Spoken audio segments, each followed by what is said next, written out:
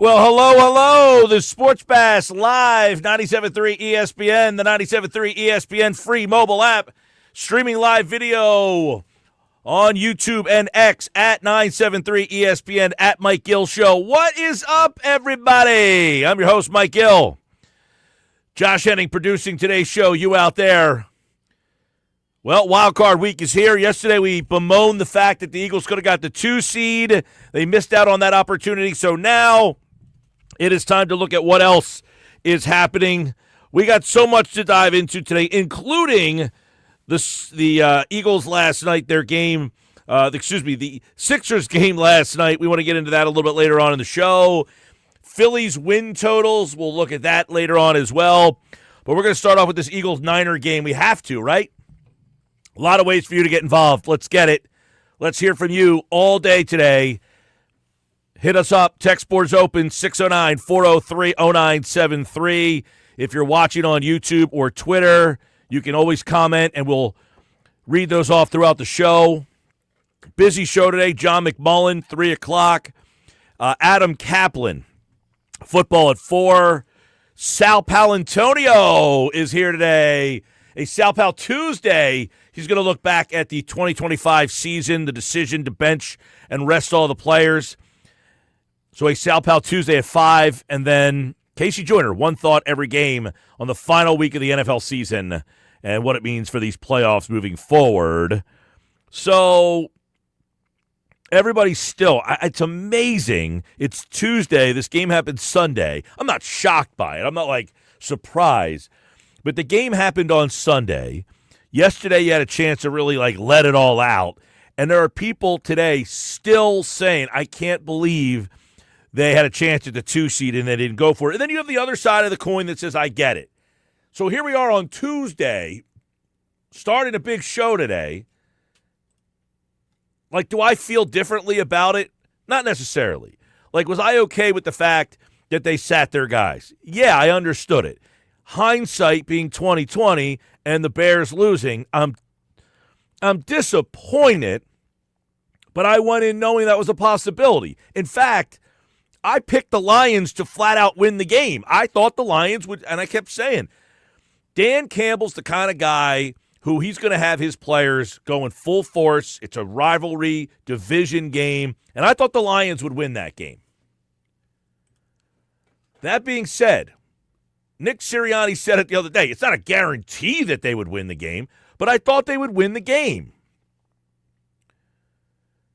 And I can't sit here and argue with Nick Sirianni, who made the decision that his health of his roster is more meaningful than potentially playing an extra home game. Now, we might disagree with it, but here's something I want to stress. I keep hearing everybody say, well, all the other teams, they went for it on Sunday, right? I keep hearing this. Every other team that had something to play for, they went for it. We keep comparing Nick Sirianni to all these other coaches and teams. But I got news for you. Nick Sirianni has something that they don't. A Super Bowl championship. Yes, Sean McVay has a Super Bowl, but he hasn't beaten Nick Sirianni. Not once. And he played his starters to avoid facing Nick Sirianni again. So sometimes when Nick Sirianni does stuff, maybe we should listen to him. Other teams would be wise to take notes. Because the Eagles zig when everybody else zags. And the Eagles see everybody else zig, and then they zag. They have been ahead of the curve for pretty much the last 25 years, but really in the last 5 years in this Sirianni era. Anytime we question Sirianni and he doesn't do it, works out. The Eagles are generally the healthiest team in the league. They generally are one of those teams that doesn't go through a ton of injuries. So maybe, just maybe, they got this thing, I don't want to say figured out, but maybe they have a method to their madness. maybe they have a little bit of a method to their madness to say, hey, you know what? Maybe we should just trust our guy. He won us a Super Bowl. He got us to a Super Bowl. He's got us to the playoffs 5 times. Well, all these other teams played their guys. Yeah, well, guess what? Ben Johnson doesn't have a Super Bowl. Kyle Shanahan doesn't have a Super Bowl. Mike McDonald doesn't have a Super Bowl. These teams that are in the playoffs, Matt LaFleur doesn't have a Super Bowl. Dave Canales doesn't have a Super Bowl. Why do I want to emulate them? They should be emulating me. But for whatever reason, so many people are so anti whatever Sirianni does. When he zigs, you want to zag. Because for whatever reason, you just don't trust the head coach who won you a Super Bowl 1 calendar year ago. Crazy how that works, right?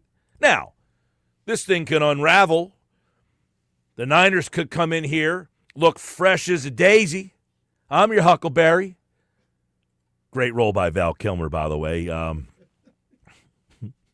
Wyatt Earp, he played. So the Niners could come in here fresh as a daisy, run you off the field, and then on Monday you have every right to come in here and say, Mike Gill, you sounded like an idiot. That's fine. I'll take it. I can take the medicine. I'm okay with that. I'm cool. But for me, I'm cool with saying, you know what, if Nick Sirianni, and by the way, it's not just Nick Sirianni.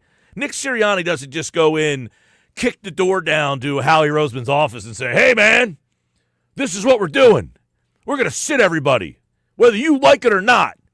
Roseman would be like, no, dude, get out of my office. We're playing everybody. No, Roseman says, look, this is how we're going to play this on Sunday. Health is most important. Let's go that route. And everybody's on board. It's a collaboration. 609-403-0973. One guy who agrees with what the Eagles did. Former Eagle, 2-time Super Bowl champion, Chris Long. And he has a reason why he thinks the Eagles need it to sit this one out on Sunday. Okay, does the offensive line need a rest? Absolutely. Do you need to sit the offensive line? Absolutely. Would you play Jalen Hurts behind that offensive line? And no disrespect to the guys, depth guys, I'm saying, like, no, that's a hazard to your starting quarterback. You also need to rest Jalen Hurts so you can burn the ships. And by that, I mean run the football with the quarterback, because that's what it's going to take in this year's playoffs. And do I think he can flip the switch and be the playoff Jalen we all know and love? Yeah, sure. Chris Long, Greenlight Podcast. He saw what we all saw. The Eagles' offensive line needed the rest. They are beat up, they are battered, and they're the biggest problem this team has. Their best shot to win a Super Bowl is to get them back in line. Nick Sirianni knows they are just putting the thumb up to the wall and holding the water and holding it as long as they can. He knows that offensive line is not good enough for 4 straight weeks to lead them to a Super Bowl. And his best chance to get them up to speed is to say, guys, take a seat this week. And because I sat all them, I can't play Jalen Hurts.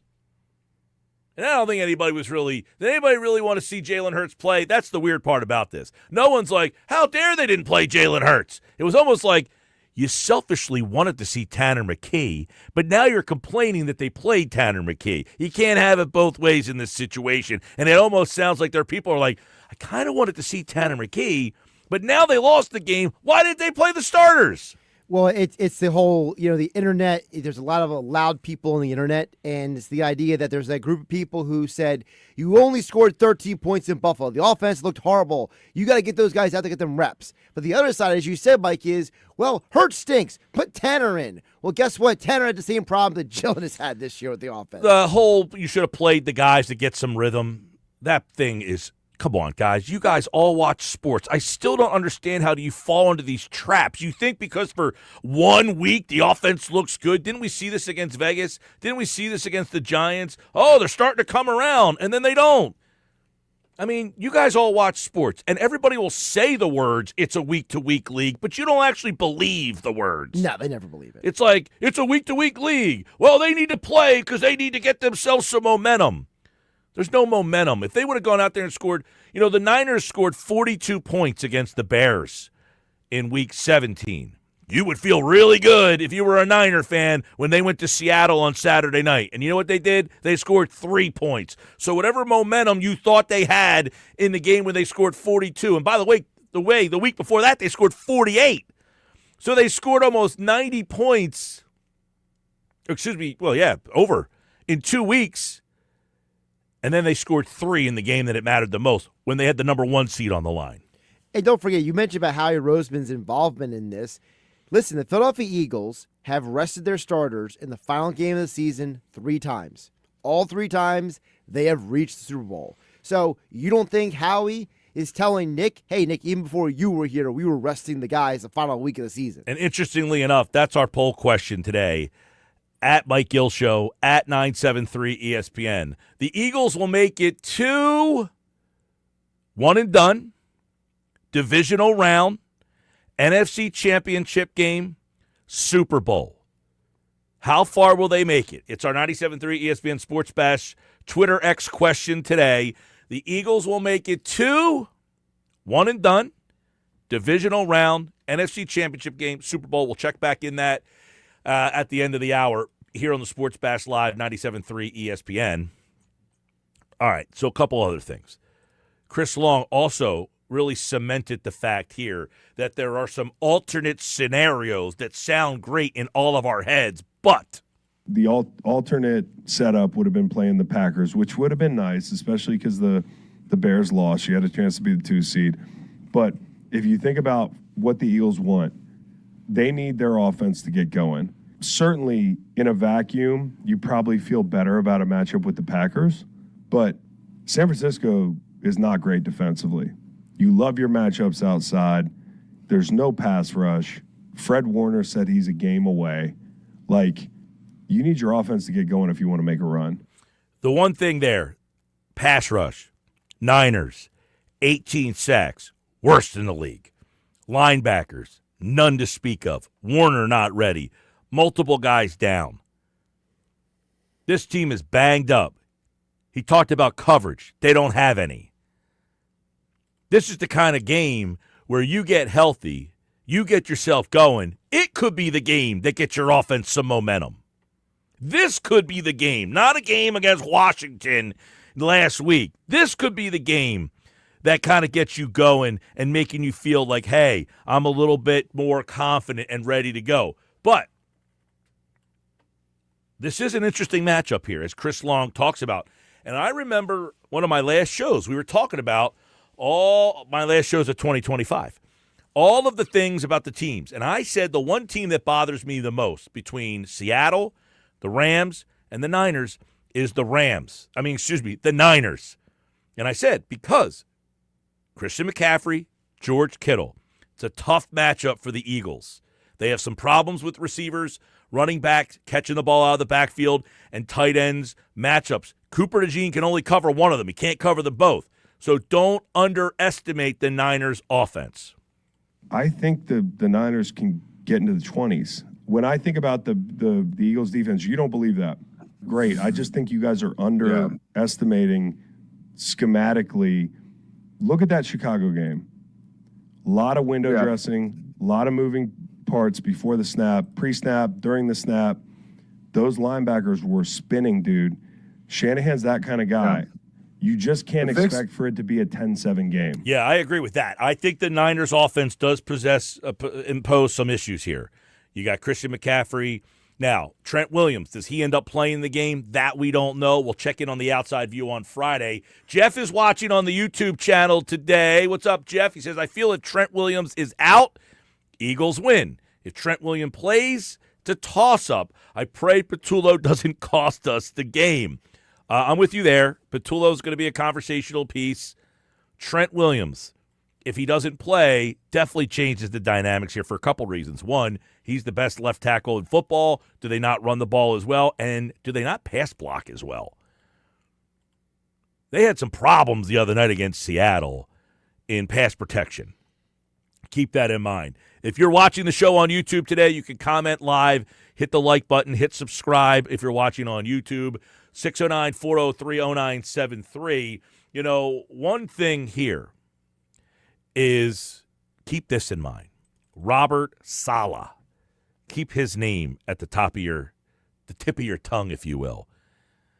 Jalen Hurts. Remember the Todd Bowles voodoo who's given Jalen Hurts all sorts of problems? Robert Saleh with the Jets. You remember what happened? The Eagles played the Jets a couple of years ago. Here's what Chris Long said. I had you pull numbers on Jalen Hurts against solid tree defenses. What do we got? Yeah, if you look at the last 3 years, it's basically like a 6-game sample size. And Jalen has been 59% completion, 9 TDs, 5 picks, 7 turnover-worthy plays, 10 sacks, and a 91.5 rating over that sample. Kind of a mixed bag. A little bit of a mixed bag, but I do remember that game against the Jets. It's one game that they lost, and you were like, you lost to the freaking Jets. But does Robert Saleh have the kryptonite for Jalen Hurts? And by the way, it's not like Kevin Patullo is some tactician. And that's what I was going to say. I think it's less about is Jalen Hurts the problem, is Kevin Patullo the problem? Because in the games where Hurts has played well against Robert Saleh defenses, it has been guys like Shane Steichen, Kellen Moore calling the plays. And in the games where it doesn't do as well, it's Kevin Patullo and Brian Johnson. So could the game come down to, is Kevin Patullo versus Robert Saleh going to be the difference maker? I don't know, but I feel that the check mark is for Robert Saleh. This is a guy who was a bright head defensive coordinator that got himself a head coaching job. The head coaching thing didn't go all that well, but a lot of times that happens. You're a great coordinator. You're not really a great head coach, but you go back into that role like Vic Fangio.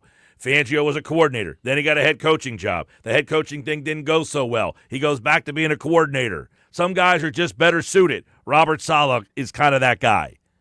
He doesn't scream to me head coach, but he is a really good defensive coordinator. That being said, their defense doesn't have great personnel. They don't have great personnel. So they got to run the ball in this game and try to do what Seattle did in this game. And that's something Chris Long pointed out. You got to be able to run the ball in San Francisco. San Francisco's defense, you watch that Seattle game, you can cut it back on these guys. You can get them running sideline to sideline. That's something that Patullo should be looking at this week when he dials up his run plan. The run game is going to be huge. You know, like, I think this is a bad defense, but it's really hard if you can't run the football. Really hard if you don't run the football. And right now, they're not running the football all that well.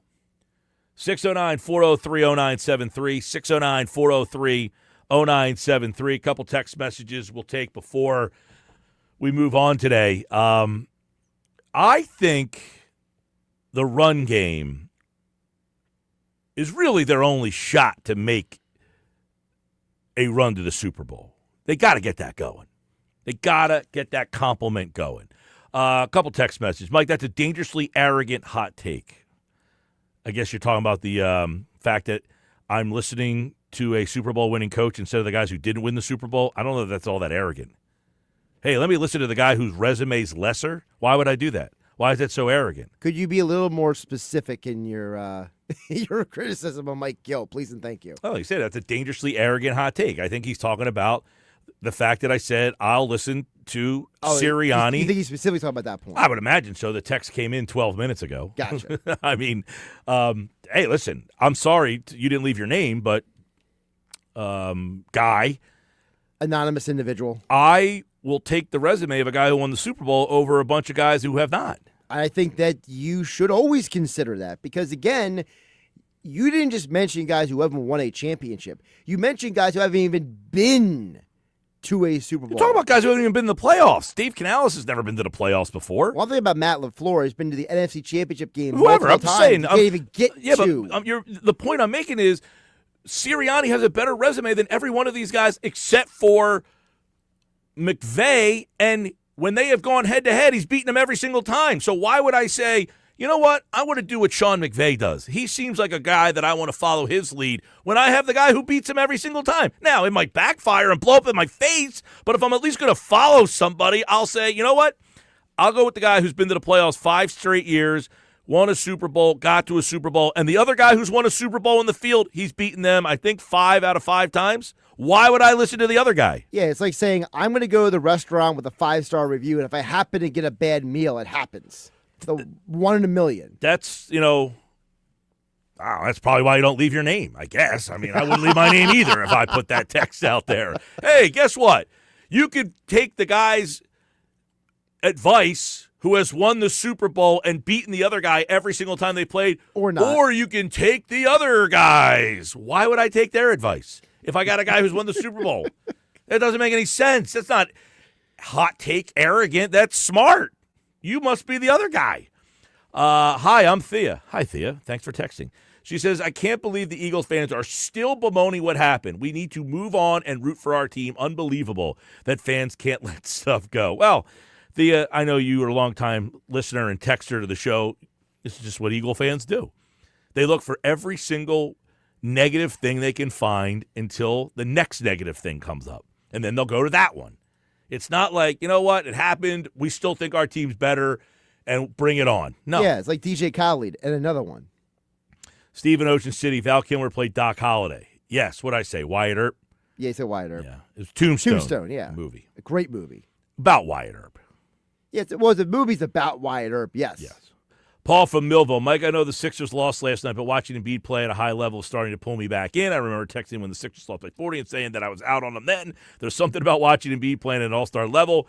Hopefully he can keep it up and limit those terrible turnovers. He was bad in the last 4 minutes of that game last night. Those turnovers were so frustrating. But, Paul, I've been saying all along about Embiid, get back to me in March on Embiid. He's not looking like the MVP Embiid after missing all of last year for the most part. People thought he was just going to roll out there and all of a sudden, play 40 minutes. People are idiots. I mean, I said, wait till March. Let him get back into this. And by the way, he's kind of getting back there a little earlier than I thought. I figured it would be after the new year. But, sometime in March, I think you'll be seeing even a better Embiid than the one you're getting now. But this shouldn't be much of a surprise if you were being open-minded. If you're being I hate Joel Embiid guy, that's different. Mike in Wildwood says, I can't listen to the whole show, but, well, Mike, you can go watch on YouTube after the show's over. You want to pull it back up, you can go watch on YouTube. Keys to win. Composure. Contain CMC. Patullo looks himself in the mirror and has to be better. Well, I've been saying that all year, Mike. I said, Patullo must go home after all these games, look at himself in the mirror and say, man, how am I such an idiot? I think he must really do that. He has to. There's no way Kevin Patullo goes home and says, I did a great job today. It's not my fault. Right? There's no way that happens. There's no way he looks in the mirror. He has to say, how am I so inept at my job? I would hope he at least understands that he's making mistakes.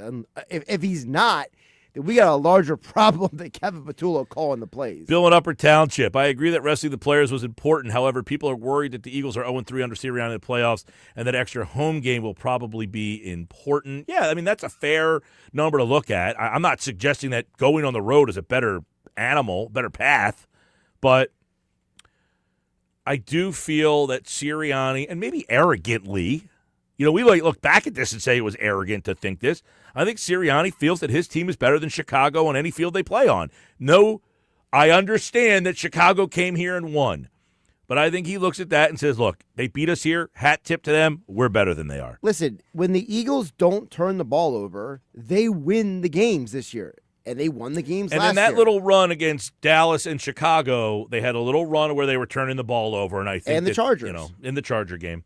Brandon in Dennisville would like to see the starters in the first half, as I said yesterday, but understand going to the playoffs healthy. What I don't understand is seeing players like Jordan Davis and Devontae Smith out there. If you're sitting starters, all the starters, doesn't sound like rocket science. I agree with that. I thought playing Devontae Smith was a bad look Sunday. I do agree with that one. As well as Jordan Davis was out there a lot longer than I would have played him. I mean, you have to play somebody because, you have to dress 53 guys.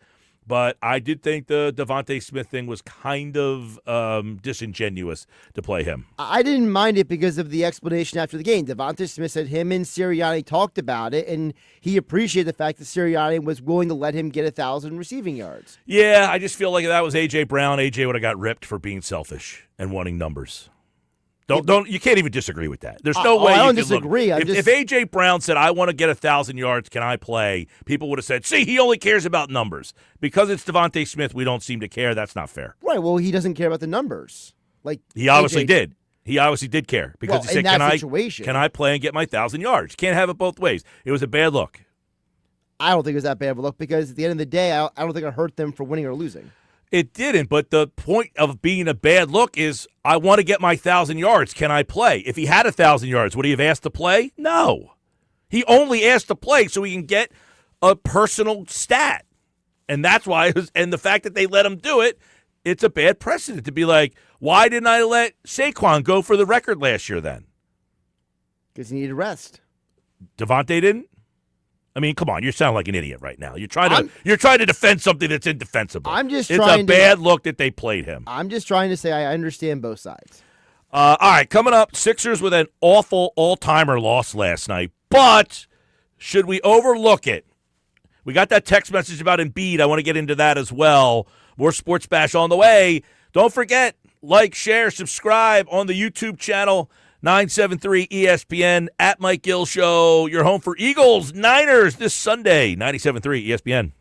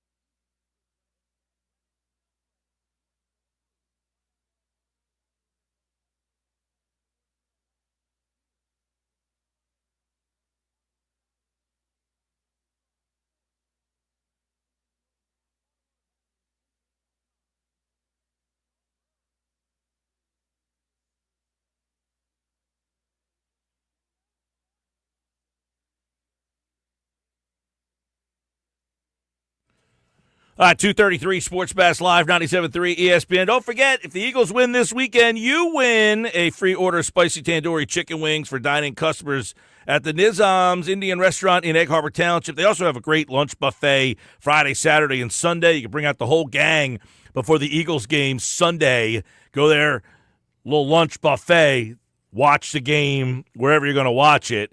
They've also got a banquet space that holds up to 100 people for private events and celebrations. Nizam's, Egg Harbor Township. You can listen to the game right here Sunday. Pregame coverage starts at 3. Kickoff, Merrill Reese, Mike Quick, 425.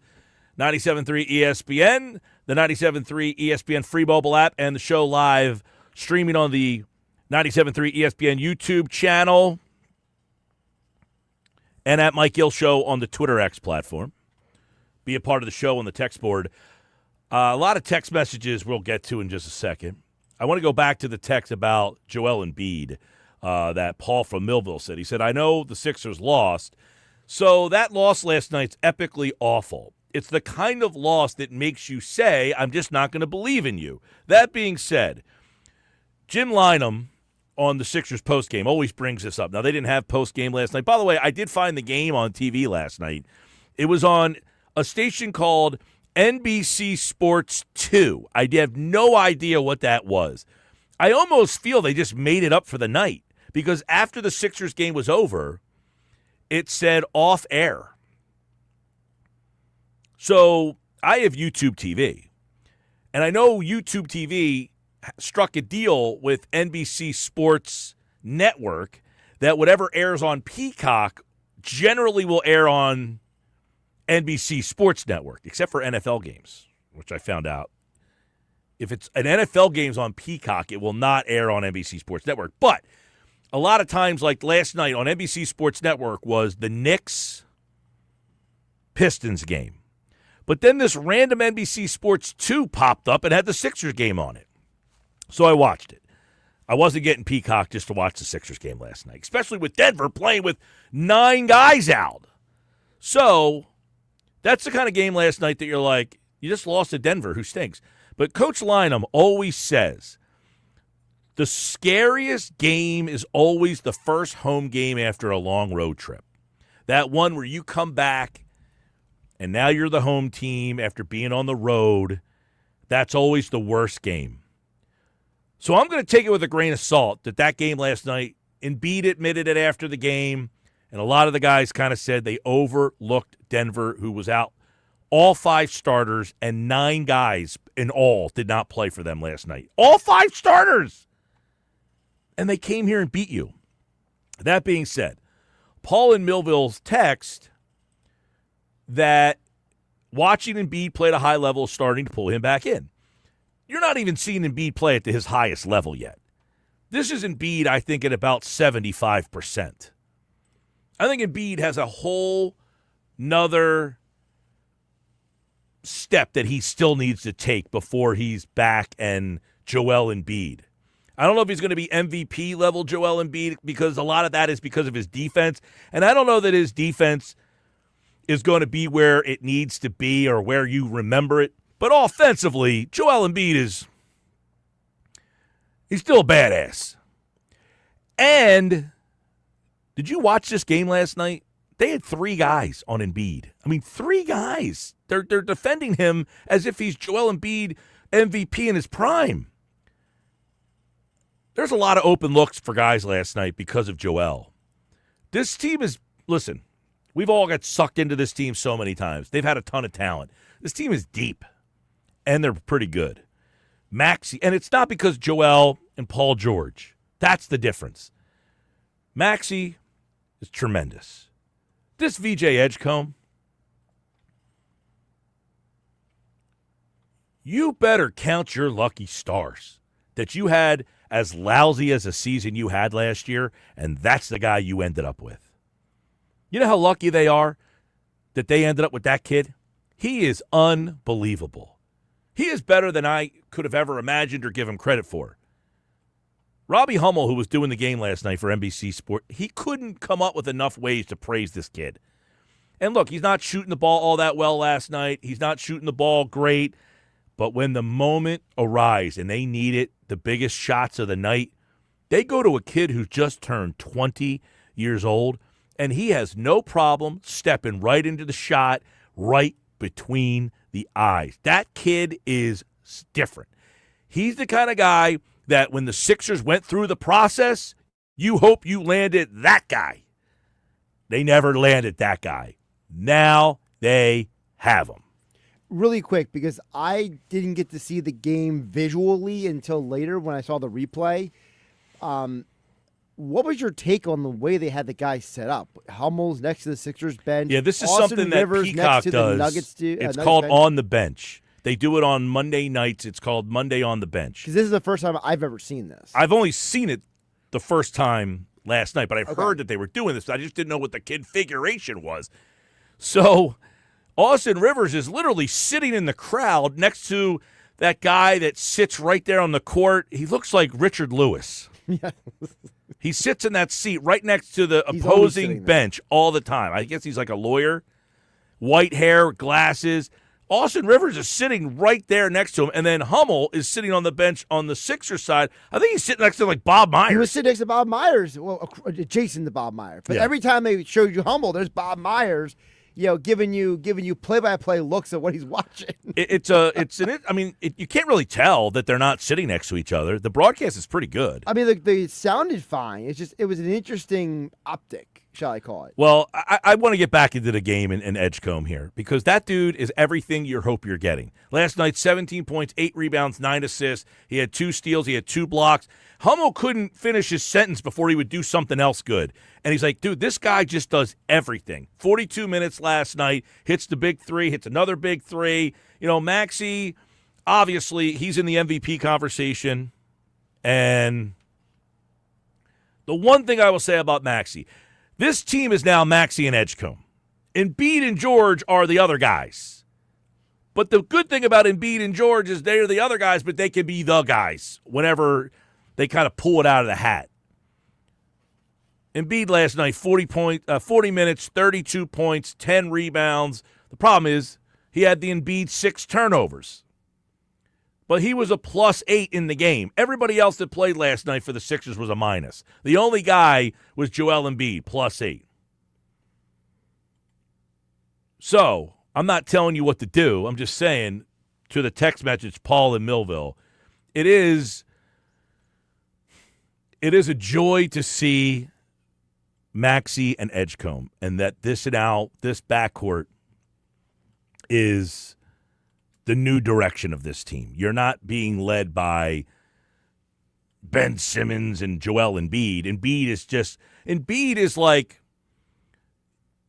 he is there as like the security blanket. He know that he can get hot and hit, 10 straight jumpers from the nail, but you don't need him to.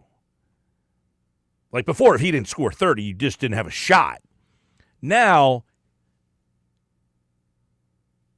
they use him in ways to let Maxey cook and let Edgecombe get going.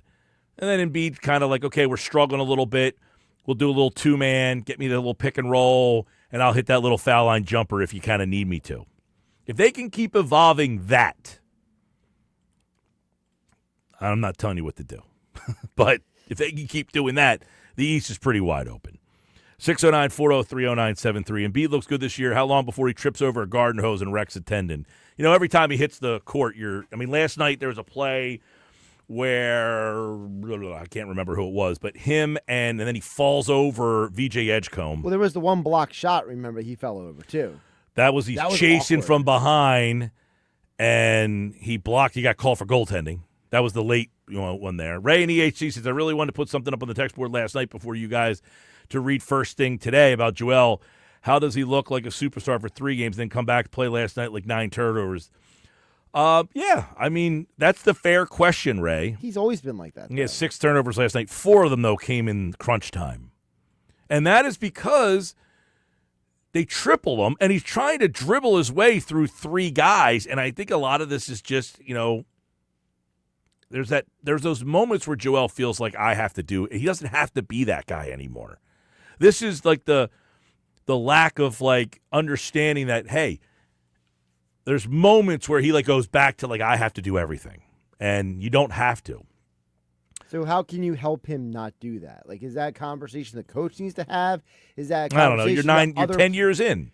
How do you, I mean, you're 10 years in. How? I don't know how he has not grasped that he's getting tripled. That's what I'm trying to understand. Like, is it just this is who he is, and you just got to deal with it? So he's always been. I mean, I can't say otherwise at this point. It's just it's always weird to me because, you see some guys, they get a new teammate or a new coach, and they start evolving and getting better at something.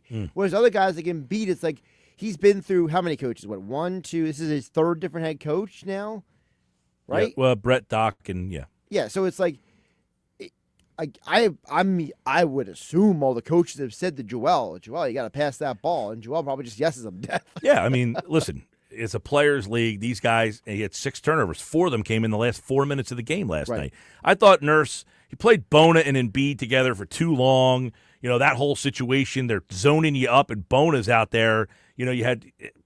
I thought they could have gone to George a little bit earlier in that moment, but Bona's the only guy giving any effort last night. So it was almost like Nurse is like, no one giving me any energy. I got to keep this guy out there. I don't know. I like Jabari Walker's minutes too last night.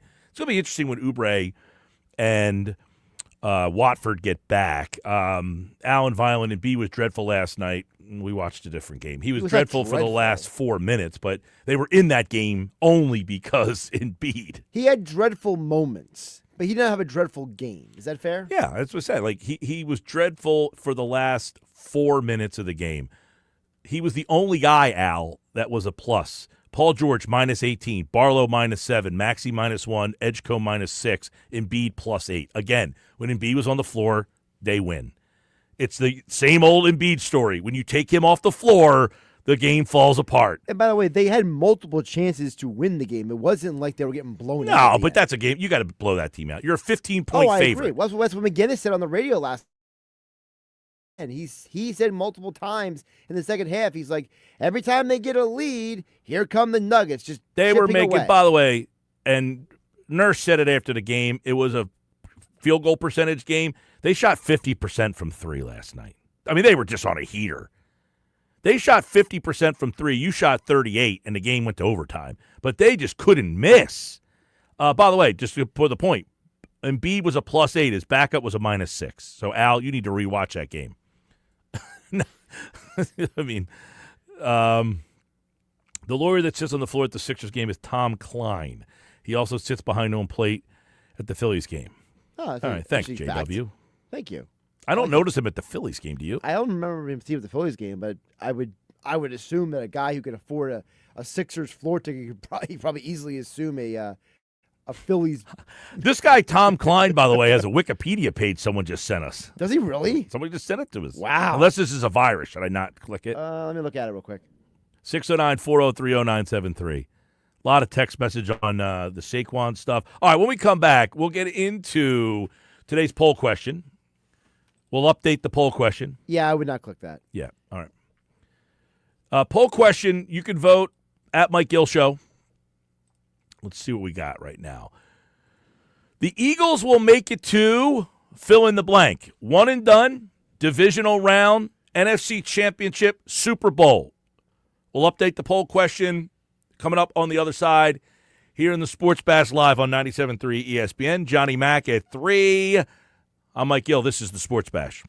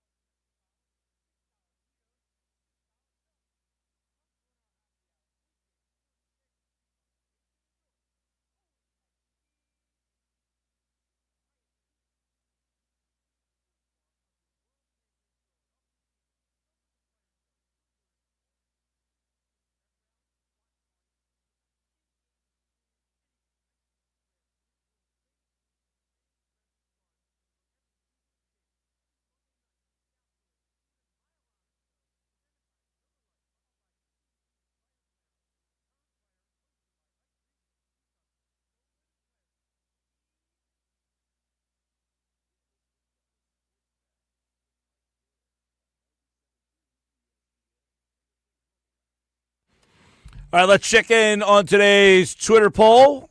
At Mike Gill Show, you can vote throughout the day. Our 97.3 ESPN Sports Bash Twitter X poll today. The Eagles will make it 2.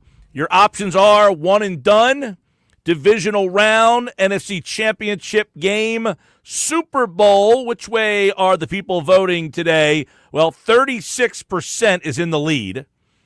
30% is second. Oh, that's interesting. 23% is next, and then the back end is at 10%. So kind of a mixed bag, but most people going with 3 of them, 10% for one of them. Where do you think the people are going? I think 10% is the one and done. So you think that 10% think they're winning the game one and done? I mean, they're losing this game. They're losing this game, yeah. That is, and by the way, it just moved. It went down to 9.7% one and done. Then the leader is? I'm going to say the leader is NFC Championship game. 29% say the NFC Championship game. 22.6% say the divisional round.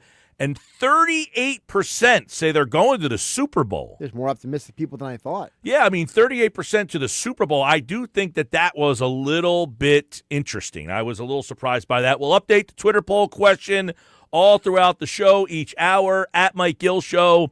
Our 97.3 ESPN Sports Bash Twitter X question. The Eagles will make it 2. You fill in the blanks. 1 and done, divisional round, NFC Championship game, or the Super Bowl. At Mike Gill Show. Get on and vote. Mike Gill Show at Mike Gill Show. All right. When we come back, John McMullen, practice today. Both coordinators will get the latest. No practice today. Practice tomorrow. Both coordinators today. We'll see who will be back at practice today. And Vic Fangio said one key defender could be back for the game on Sunday. We'll get into that as well. By the way, the amount of people who are texting me about Tom Klein. I'm sorry I didn't know his name. I know who he is. I mean, I've seen him. Said he looks like Richard Lewis.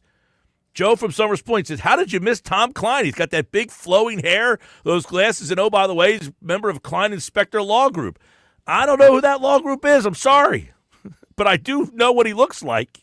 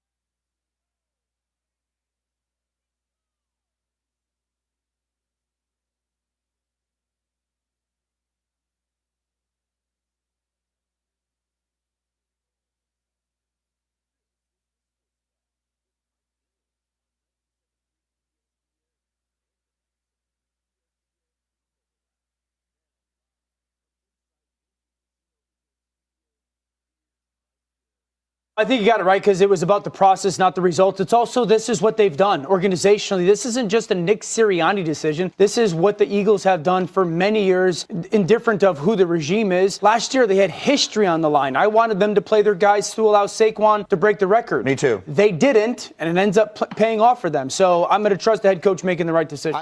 Dan Orlovsky said that on Get Up. He agrees with me. I'm going to trust that coach to make those decisions. He has a Super Bowl. Nobody else in the field does other than Sean McVay. And I think Sirianni has beaten McVay all 5 times they've ever played. So everybody keeps comparing Sirianni to what other teams did. Well, every other team played their guys. Guess what? You're not every other team. You're the defending Super Bowl champions. How is that decision being received at the NovaCare Complex? John McMullen, Birds 365, Sports Illustrated, joins me right now to discuss that and more as the Eagles get ready for the Niners on Sunday in the wild card round. Johnny Mack, welcome back, man. Happy New Year. How are you? Doing well. Thanks for having me, Mike. As always. So the coordinator spoke today. We haven't seen the team back at practice. They'll be back there tomorrow. But after the dust has settled, did you sense that any of the players were frustrated by the fact that they were not called into duty on Sunday? No, the exact opposite, actually. I think, a lot of guys, specifically, you think about Jordan Mailata, who's been banged up, and Zach Bond specifically spoke after the game, and, they were thrilled to have sort of a little bit of a respite before the playoffs start. So, take somebody like Jalen Phillips, who was injured a little bit, but obviously probably could have played if he had to. He would have been playing in his 18th game because of when the trade happened. I think a lot of guys were happy about the rest. And, ultimately, I don't think it's going to have that much of an impact on, whenever the Eagles exit or if they exit. But if they do exit and it happens in the second round on the road, it's going to be it's going to crop up again, no doubt about that. So it is a calculated risk. Yeah, I mean, if they end up losing the game, it's all for naught, right? And then obviously, if Chicago wins and you have to go to Chicago, it probably will resurface. But is this decision John made based on we just want to be healthy? Is it a little arrogant to say, you know what, we think we can go to Chicago and beat that team whether we play there or not? Well, maybe a little bit, but I think that, so I don't have a problem with them thinking it. And I think that's probably the mindset, and maybe it bites them. But, there's 2 battles in this upcoming game, and I think the first one, the Eagles already won, and that's the war of attrition. I mean, they're going to be relatively healthy, and San Francisco is going to come in here just devastated. On defense, that just crippled in the front 7. So, if there's, as I said, if there's 2 battles and the first battle is the war of attrition, they already won that one. They're going to be the healthy team going into that game. John, you look at the field, and it doesn't seem that there's a clear-cut number 1. So does Philadelphia look at this and say, look, if everything's equal, we'll take being the healthy team and the rested team, and that could be the difference in how these 2 teams or all these teams are separated from one another? Yeah, there's no doubt. I mean, they chose health over everything else. So, yeah, there's a belief that if they're healthy and ready to go, it doesn't matter where the game is, they're going to win the game, and we're going to see if it holds up. But I do think, if you look at the field, yeah, I mean, I think the 2 best teams in the NFC are the 3rd seed and the 5th seed. I think it's the Eagles and the Rams are the 2 best teams in the conference. So there's no dominant team. Obviously, Seattle, number 1, that's a very difficult place to play. So that factors into it.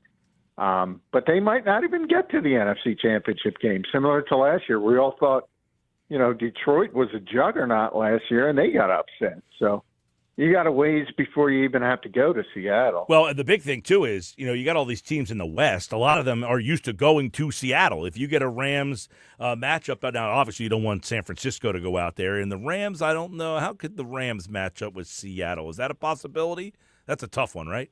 Most likely the Rams would come here. Yeah, well, if it depends. Obviously, it depends who wins. I really think, right now, and they played terribly down the stretch. But remember, Jordan Love hasn't been playing, and if you go back to that game at the end of the regular season, the Packers were going to beat the Bears in Chicago until Jordan Love got hurt. Mm-hmm. Did we lose you, John? I think John vanished. He brought up the point, and we'll try to get John back on the phone here on the Sports Bash Live. One thing that gets lost in the sauce here, the Bears have lost back-to-back games. They needed an onside kick to beat the Packers in Chicago 3 weeks ago.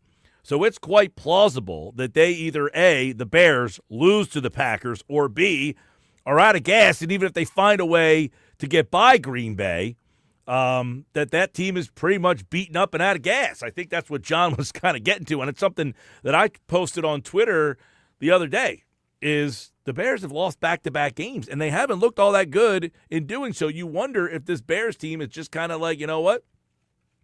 It's been a long season for us. We haven't made the playoffs in however many years. When was the last time the Bears made the playoffs? Like 20? The year the Eagles beat them? Was that the last time? The double doink situation? But you take a look at that Bears team. I think, as we were kind of discussing there, the Eagles looked at them as kind of a flimsy number 2, and it could be arrogant. It could be an arrogant way to look at it, to say, well, we can go in there and beat that team. I'm not really all that worried about them. Guess what? Sometimes your arrogance, your confidence is what separates you. And if the Eagles are arrogant or cocky, or maybe they're just confident, is that a bad thing? Because I look at it from this perspective. The Eagles better believe that they can go to Chicago and win, just like they better believe they can go to Seattle and win. They were going to have to win a road game somewhere to get there, most likely. But just like the unknown of last year, you were the 2 seed. You weren't guaranteed to play the NFC Championship game at home. It ended up happening for you. You ended up getting that game at home because the Lions couldn't take care of business. And keep in mind, everybody was touting the Lions. That's a team that had very little to no playoff success. Then all of a sudden we were just penciling in, and we all were part of this. We were just penciling in and taking for granted that a team with no playoff experience, like the Lions, a team like the Seattle Seahawks, how much playoff experience and success do they have? A team like Chicago, how much playoff experience and success did they have? None. Not with this crew. The only thing we could talk about with Seattle is Sam Darnold. He did make the playoffs last year, and by the way, it didn't go all that well. Well, why should I all of a sudden magically believe that things are going to be different? Why should I all of a sudden magically believe, you know what? I think Sam Darnold has figured this whole thing out. Now, they are in Seattle. Big difference. I think that gives Seattle, if Seattle's playing as the 5 seed or the 6 seed, I guess they would have been. I don't know what seed they, because the whole tie-breaking, whatever happened. If they would have lost that game and San Francisco won, there's a good chance Seattle would have been coming here. How confident would you feel about that? It definitely, you feel different because the game is at Seattle potentially. But do you feel that Sam Darnold, in a big game, in a big moment, is getting the job done? I think that's definitely debatable. Do you think Caleb Williams, in a big moment, is getting the job done? I think we can all debate that. I think we could definitely debate that. 609-403-0973. Having a little bit of a technical issue with the phone. Go figure. So we'll get to John McMullen whenever we can. Hopefully we can get him back on. Let me go back to the text board here. We got a lot of text messages, so give me a chance to fire off them. John in Richland.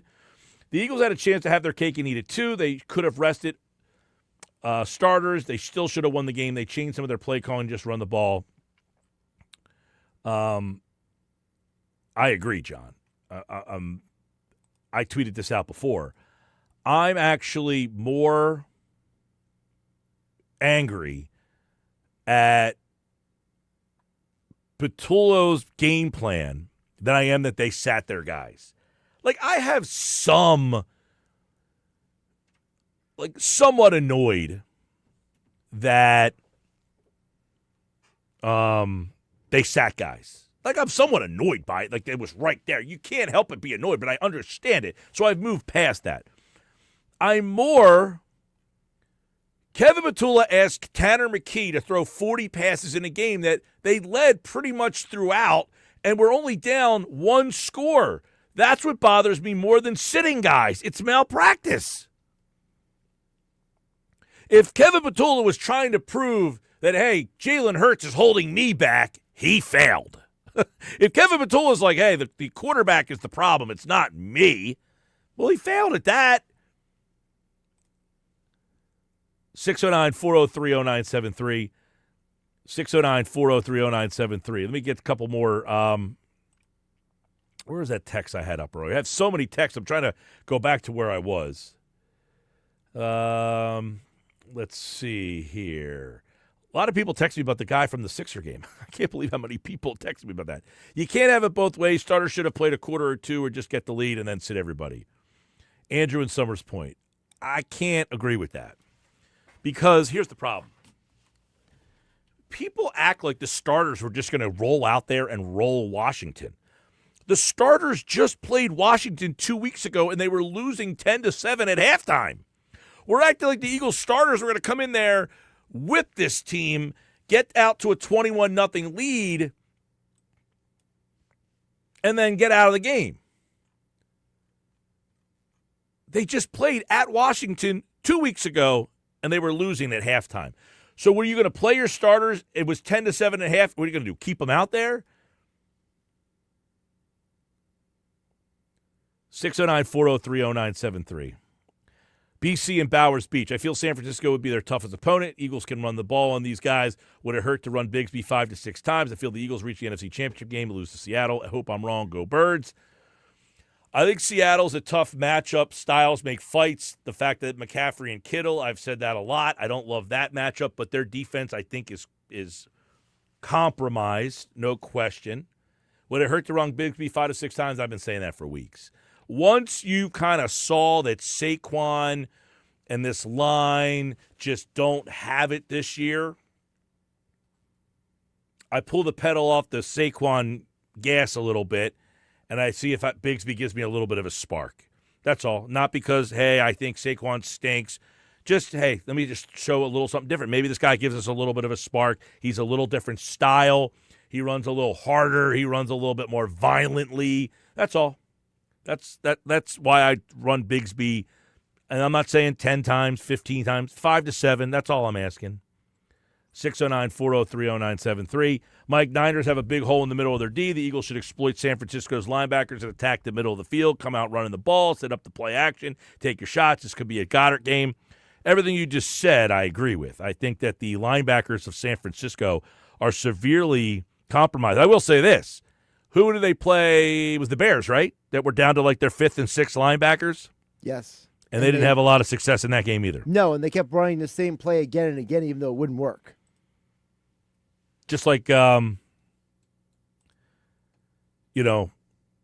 time somebody goes to their backups, you just feel like, oh, all their backups are out there. Those guys are professionals too. I mean, they're playing Eric Kendricks. He's a professional linebacker. He's older.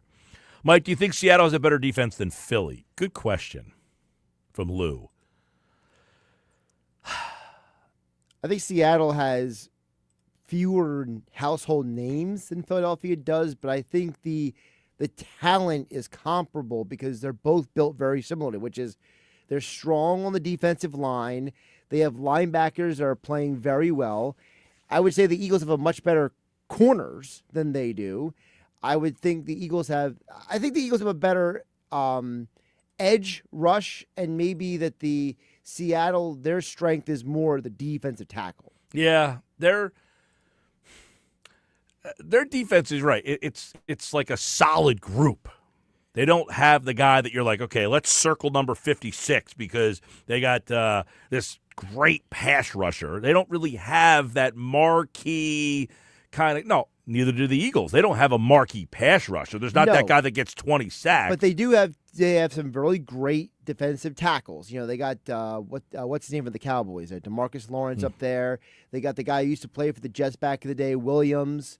By the way, Dallas fired their defensive coordinator, Matt Eberflus. Yeah, 4 defensive coordinators in 4 years. Good for them. But, yeah, so – And by the way, Washington fired their offensive coordinator, Cliff Kingsbury.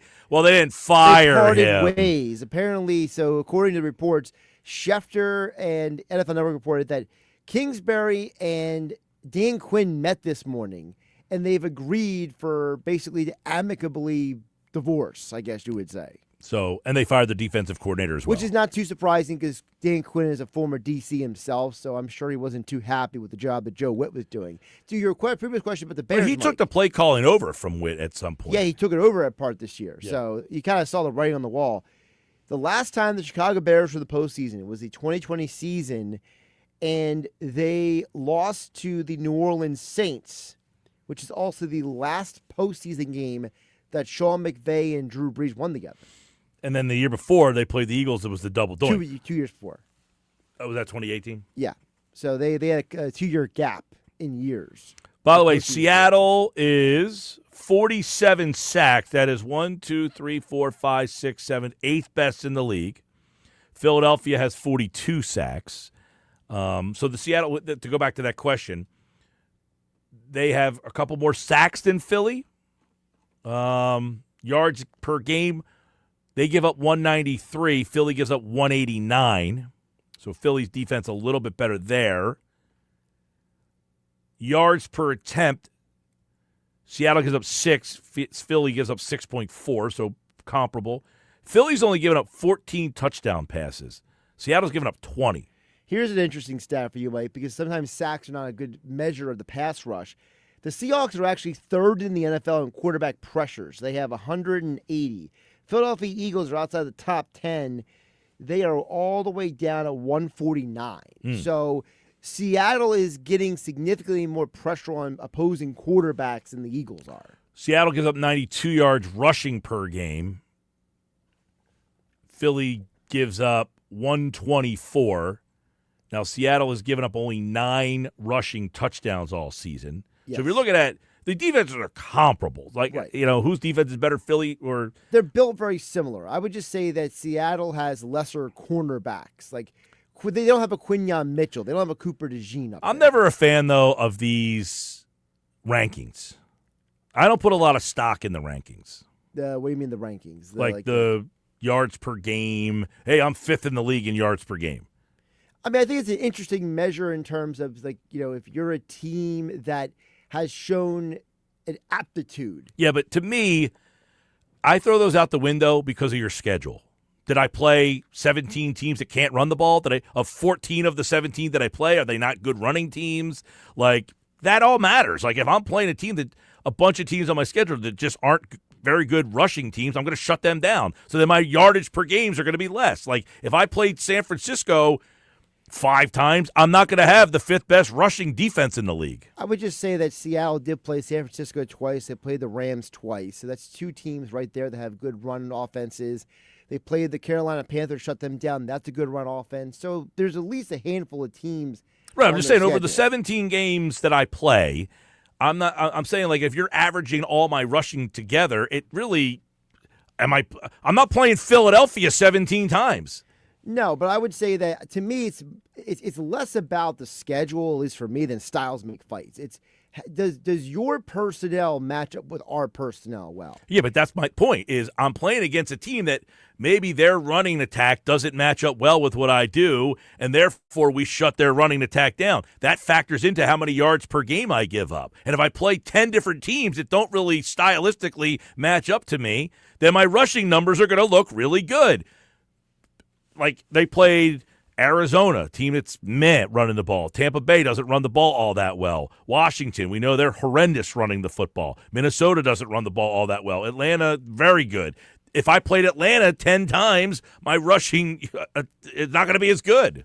So, they played Indianapolis. That's a team that runs the ball. Although by the time they got to Indianapolis was not running the ball very well. Not What as happened well. to Jonathan Taylor?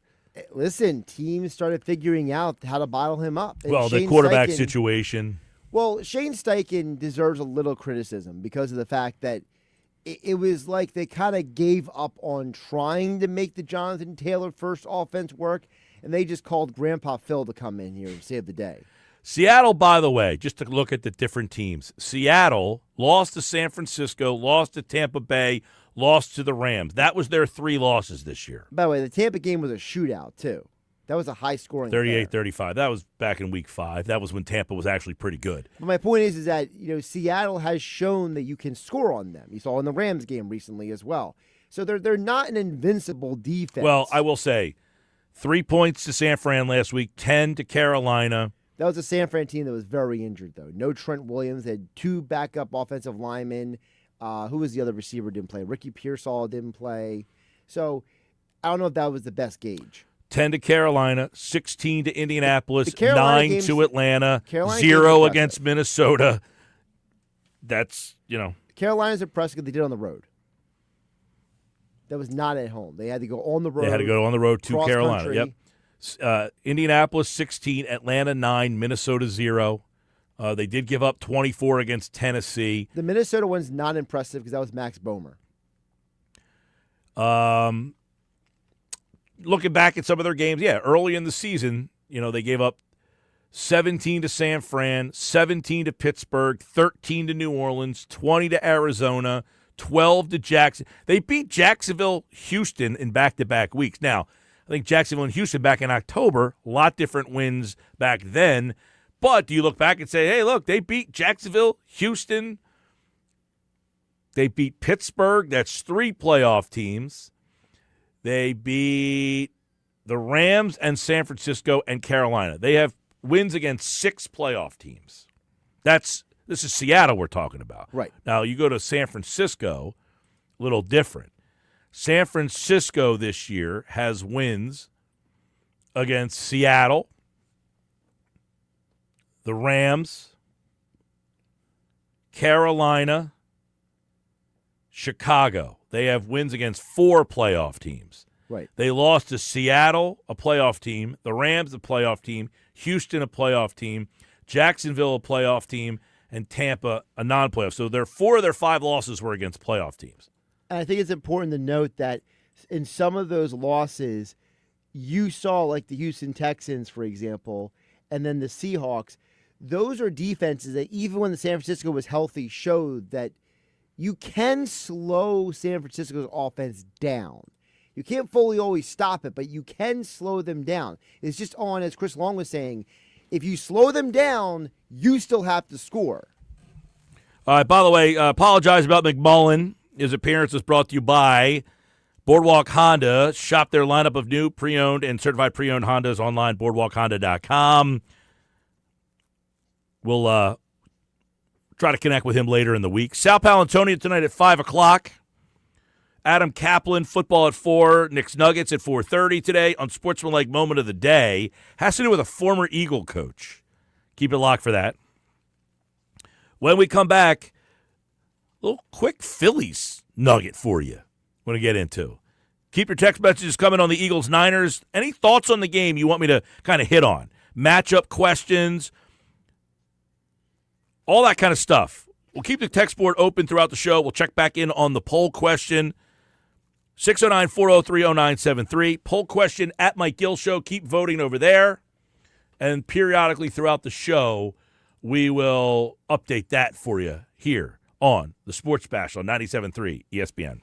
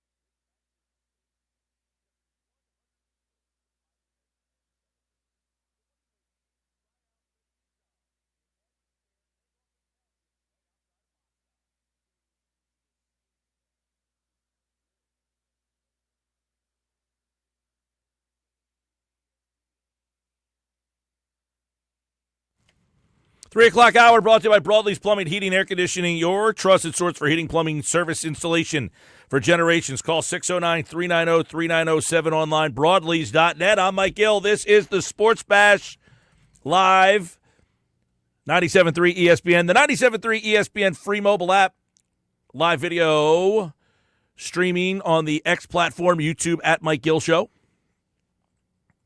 973 ESPN on the YouTube channel. Apologize about Johnny Mac. 2026 now, and we still have crappy phone lines. Happy New Year, everybody. The years keep going, evolving, and we keep going backwards. I like it. So you want to work in radio, huh? Jeez. All right. By the way, how many times do I tell you each week if I don't laugh at these things, I'll go nuts?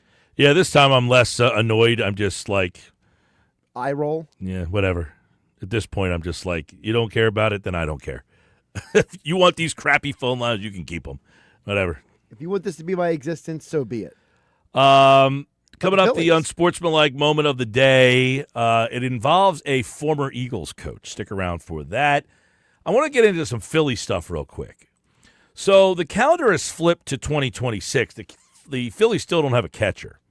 So I got the division odds for win totals. Oh, that's interesting. I was going to say I wore my Phillies pullover yesterday, so I'm a day off. Last year, the Phillies won 96 games. Do you feel the over-under is more or less this year? I'm going to guess it's less. All right. That is correct. The number is 92.5. Okay. Do we like the over or the under? 92.5. And by the way, where do you think 92.5 places them on the pantheon of teams? All right, so which question am I going to answer first? I'm going to say that 92 is probably, I don't know, in the National League or like all Overall. baseball? I'm going to say 92 is like the sixth best. Okay. Way off. All right. Not Bad. way off, but it's off. It's off. 1, 2, 3, 4, 5, 6. The sixth best team is the Chicago Cubs, 88.5. Oh, so they're higher than 6. Yep. Oh, wow. A lot of low win totals then. 99.5 is your high. That's the Dodgers. That is the Dodgers. After that would be what, like, I'm trying to think who would be after the Dodgers at this point. I mean, I don't know. Would it be the Cubs? Cubs, I just told you, were 88.5. Cubs are 88. My bad. Dodgers, Cubs. What about the Yankees? Yankees are next with 93.5. Oh, wow. That's a huge drop. 99 to 93. That makes the Phillies the third highest win totals with 92.5, according to Vegas anyway. I would have never By the way, guessed the that. division leaders in the East, the Yankees 93.5 is the over/under for win totals. Right. Detroit 86.5 in the Central. Seattle 90.5 in the West. Philadelphia 92.5 in the East. Cubs 88.5 in the Central, and the Dodgers 99.5 out west. So those are your division winners per Vegas anyway. In the East, it is Philadelphia, Atlanta, the Mets, Marlins, and then Washington. So, couple Phillies things I want to get to real fast. They have not signed JT Realmuto yet. I have been an advocate, and I've said this many times. At this point, I move on from JT Realmuto. Caratini is the catcher out in Houston. He gives you very similar offensive production that you'll get from JT. He's not as good of a defensive catcher. I'm going to tell you right now, you're going to lose his throwing, how he handles the pitchers, how he calls the game. Are you willing to take that drop off if it meant you freed up money to go get a Bo Bichette or a Bregman? Are you tied to bringing JT back? I'm not personally tied to it. Now, I understand for the Phillies, they very much value him as handling the pitching staff and all of that. To which I say, if you value him that much, what is taking so long? Well, they offered him a deal. He wants 3 years. So the Phillies, thankfully, are being Rational. discipline here and saying we are not going to that third year. They have been pulled into that extra year on too many of these players. They cannot go that direction. So to me, that says that you need to move on immediately. Don't wait around for JT to come around to you, because if you wait around for JT to come around to you, you might miss the boat on getting a replacement. Does that make sense? Well, I mean, yeah, you look at the situation right now. You have an opportunity to go get a catcher. Now, they've been linked to the Twins kid. Oh, man, his name has just escaped my mind. I just had it at the tip of my tongue, and now I just completely lost it. Ryan, what is his name? Well, he's a catcher. And there was Ryan Jeffers? Jeffers, there you go. Not Jeffers Landing, Har. Not Greg Jeffries. You know where Jeffers Landing is? I don't. Somewhere in Cape May County, I think. Probably.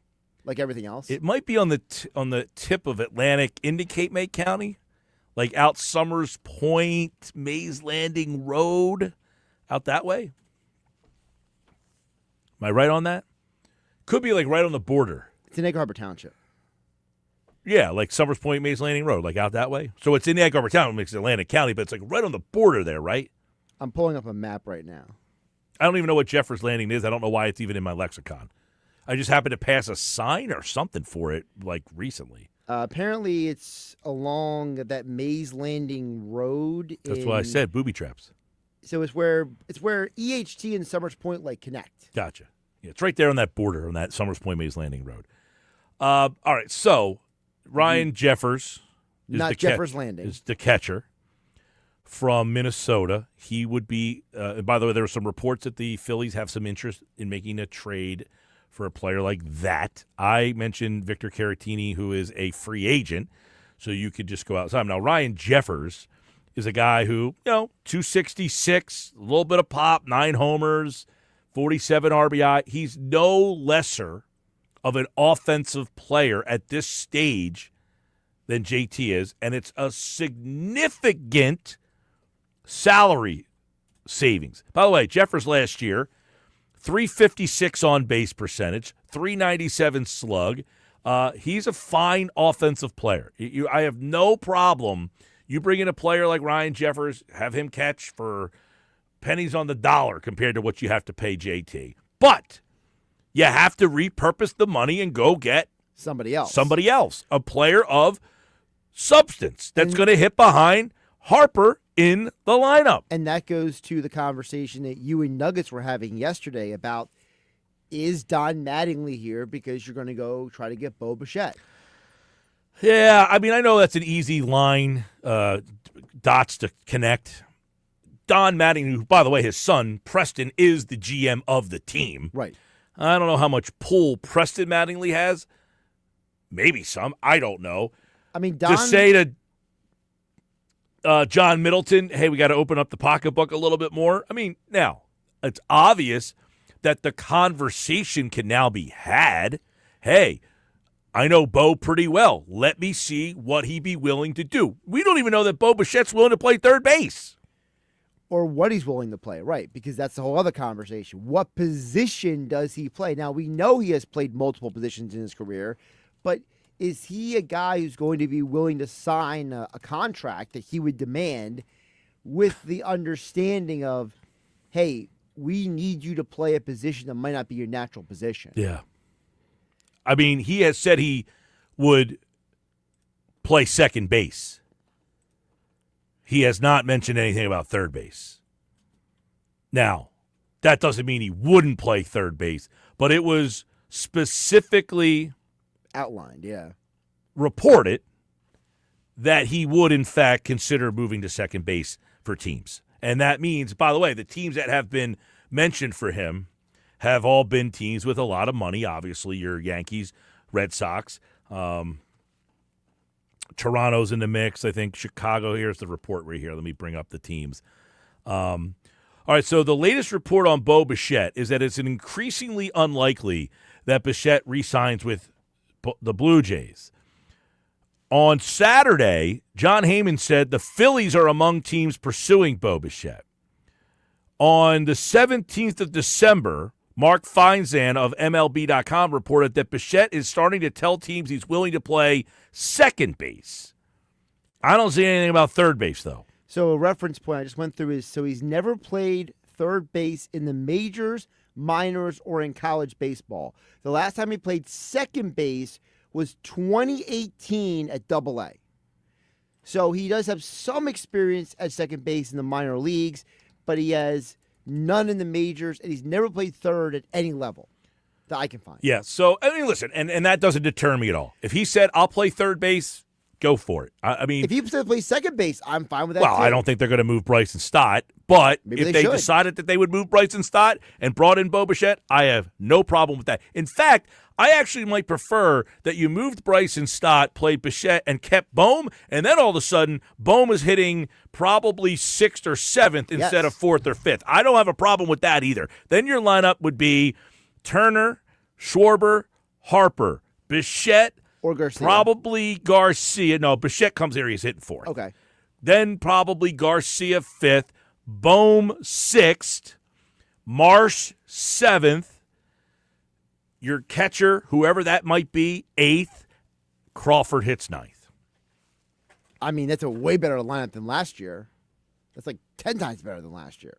There's no question. I mean, Bo Bichette is he's a legit middle of the lineup guy. Now, he's not a big 40 home run guy. He's not that type of power, but he did hit 29, 25, 20 homers.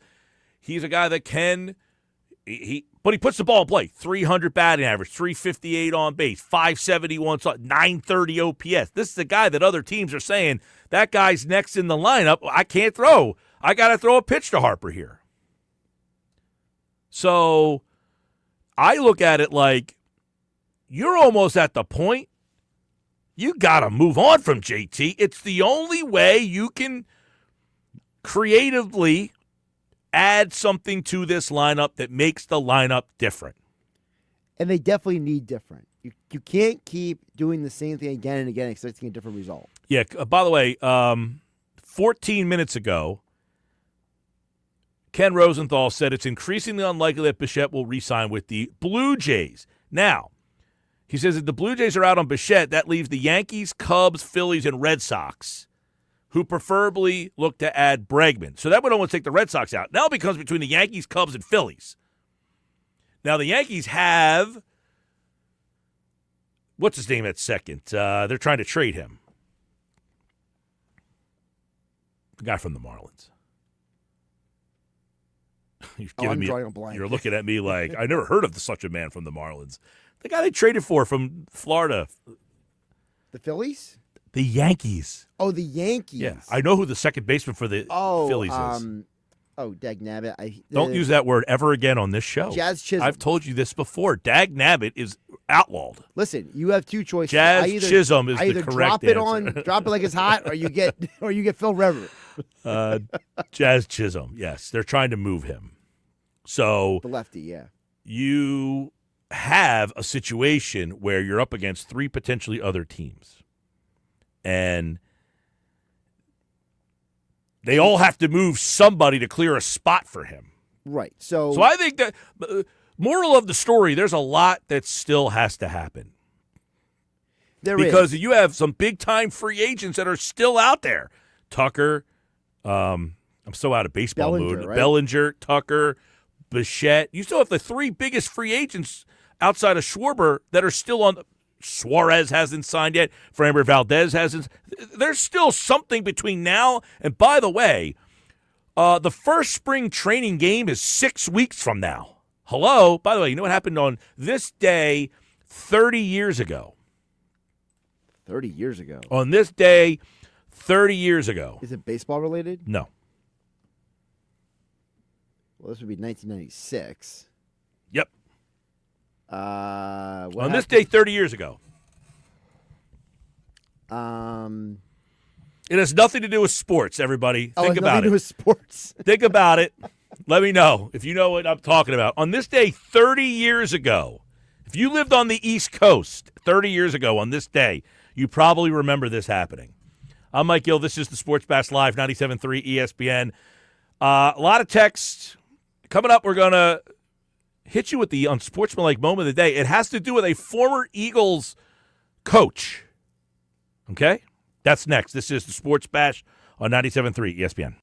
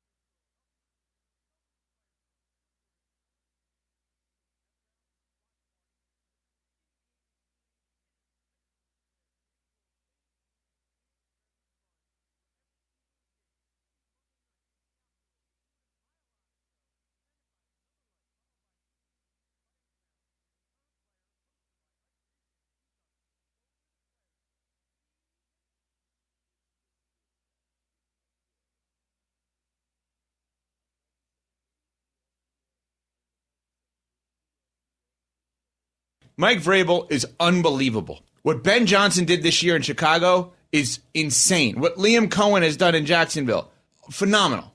If you gave me a vote for Coach of the Year this year in the NFL, I would vote for Kellen Moore, the New Orleans Saints head coach. I think what that guy did, getting that team to 6-11 and finding himself at least a quarterback for now in Tyler Shuck, is unreal. I would vote for a coach from a last place team for Coach of the Year. Evan Cohen on Unsportsmanlike this morning on 97.3 ESPN. It's our Unsportsmanlike moment of the day. Brought to you by Whitehorse RV Center. Find fall closeout savings on 2025s and select pre-owned RV. Shop now before they're gone. Whitehorse RV. Your RV adventure starts here. When he said that this morning, it made me think about how good the Eagles had it with Kellen Moore. And by the way, their offense still wasn't great. He talked about, hey, this guy should be the coach of the year to do what he did with that New Orleans team. And you know what? It's a little far-fetched, but I understand what he's saying. Nobody thought that New Orleans team could win 6 games. For him to get that team to 6 games tells you how good of a coach he is, and the Eagles' offense still had problems last year. I don't even know what that means. Makes you feel worse, doesn't it? You had a 2,000-yard rusher. You had 2,000-yard receivers, and the offense still was not like, wow, why? They only had 2 wow games the whole year. The NFC Championship, Super Bowl. Right. But just think about it. Me hearing him say that about Kellen Moore makes me wonder and think about what could have been if Kellen Moore or somebody of some professional NFL caliber was the coordinator of this offense. I'm not asking for greatness. I'm just asking for a middle-of-the-road guy at this point. And I got the worst guy in the league. The Eagles got saddled with the worst possible guy you could handpick in Kevin Patullo. We learned that this weekend. When they didn't have the starters, they asked the backup to throw the ball 40 times. Malpractice. They have the worst offensive coordinator in the league and somehow overcame that to win 11 games. And to the people who are saying, well, they were trying to showcase Tanner McKee for potential trades, you probably heard his trade value because half of those throws were not good plays. If you were trying to showcase him, by the end of the first half, you decided to change course and stop asking him to throw the ball. By the way, on this day 30 years ago, the blizzard of 96, my dad texted me today. He says, I don't know if you remember this, but on this day 30 years ago, let me pull up the text.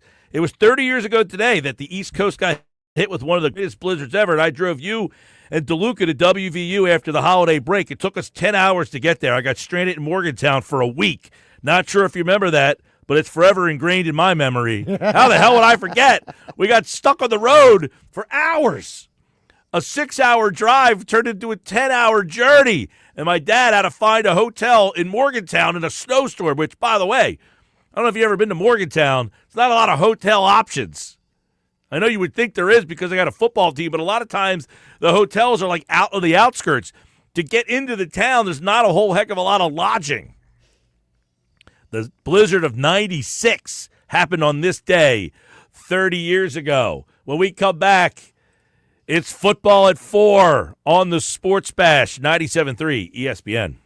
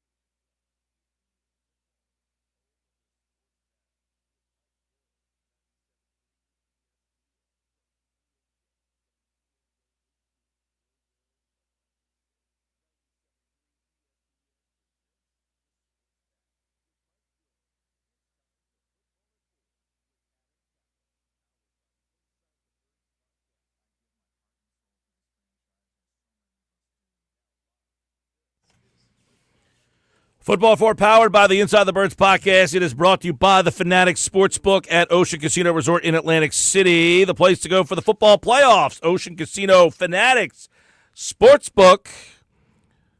Go to Ocean, go for the win. For more, visit oceanac.com. I'm Mike Gill. Adam Caplan is here for today's Football at 4. We're going to look at the Niners, an early look at the Niners, what to expect from the San Francisco 49ers. They are the number 6 team, number 6 seed, I should say. And Adam Caplan's here to break them down with us right now for today's edition of Football at 4 on the Sports Bash Live on 97.3 ESPN. Holy mackerel, Adam. I haven't talked to you forever, it feels like. Happy New Year, Mike. Yeah, it seems like it for sure. So here we are. We're in the playoffs, man. I heard you and Jeff talk about it yesterday about not playing most of the starters. Sirianni wasn't lying. I mean, he did say some starters would have to play, and they did, but it wasn't quite the way I thought. We didn't know that Devontae Smith would be playing to get his over 1,000 yards. What I found comical was he denied that it was a risky play, the one that he got 1,008, beating 2 defenders and having to jump up for it. Yeah. I get it. Nick is not. He can't admit that it was. I get it, but I thought the whole thing was comical. But you know what? Hey, they took the risks that they did. Thankfully, no one got hurt that we know of. We'll see what the injury report looks like tomorrow when the first one comes out. But here we are, Mike. We're turning the page. Well, they turned the page, and they will now take on the San Francisco 49ers. And, of course, when you think of the 49ers, you think of Kyle Shanahan, you think of his offense, you think of motion, you think of a lot of different things. So let's take a look at their offense here. What are some of the things that stand out to you about San Fran and the offense? Mike, all right, so you talked about motion. I strongly encourage all of your listeners on 973 ESPN South Jersey. Tomorrow morning, we'll release the next version. We did version 1 of Inside the Tape. That one was on Tanner McKee today because we know a lot of fans are obsessed with Tanner McKee. So we did one on him today, so you could watch that one today. Well, you can actually listen to it if you wish, but you should watch it. Tomorrow's is strictly going to be on what you just talked about, the Niners offense. And then when we do our pregame show, we'll talk about Robert Saller's defense. But this show tomorrow, man, is really cool. You're going to love it. And some of the most unique motion I've ever seen, specifically Kyle Juszczyk, number 44, who's their fullback, who, by the way, was a tight end at Harvard. Really very unique motion that they use with him. Yes, they're a heavy motion offense, top 3, but just the way that they use it is fascinating, Mike. So you're getting that, and I think based on what I'm told, it's really, look, they kind of know they don't have Brandon Ayuk this year, who probably will never play for them again, one of the most bizarre situations I could remember. That's clearly affected their passing game. But remember, it's a total scheme-based.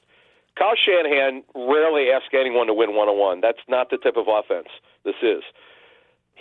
Not only does he scheme them open, it's about space creation. I talked to Carlos Hyde about that when he was with the Niners.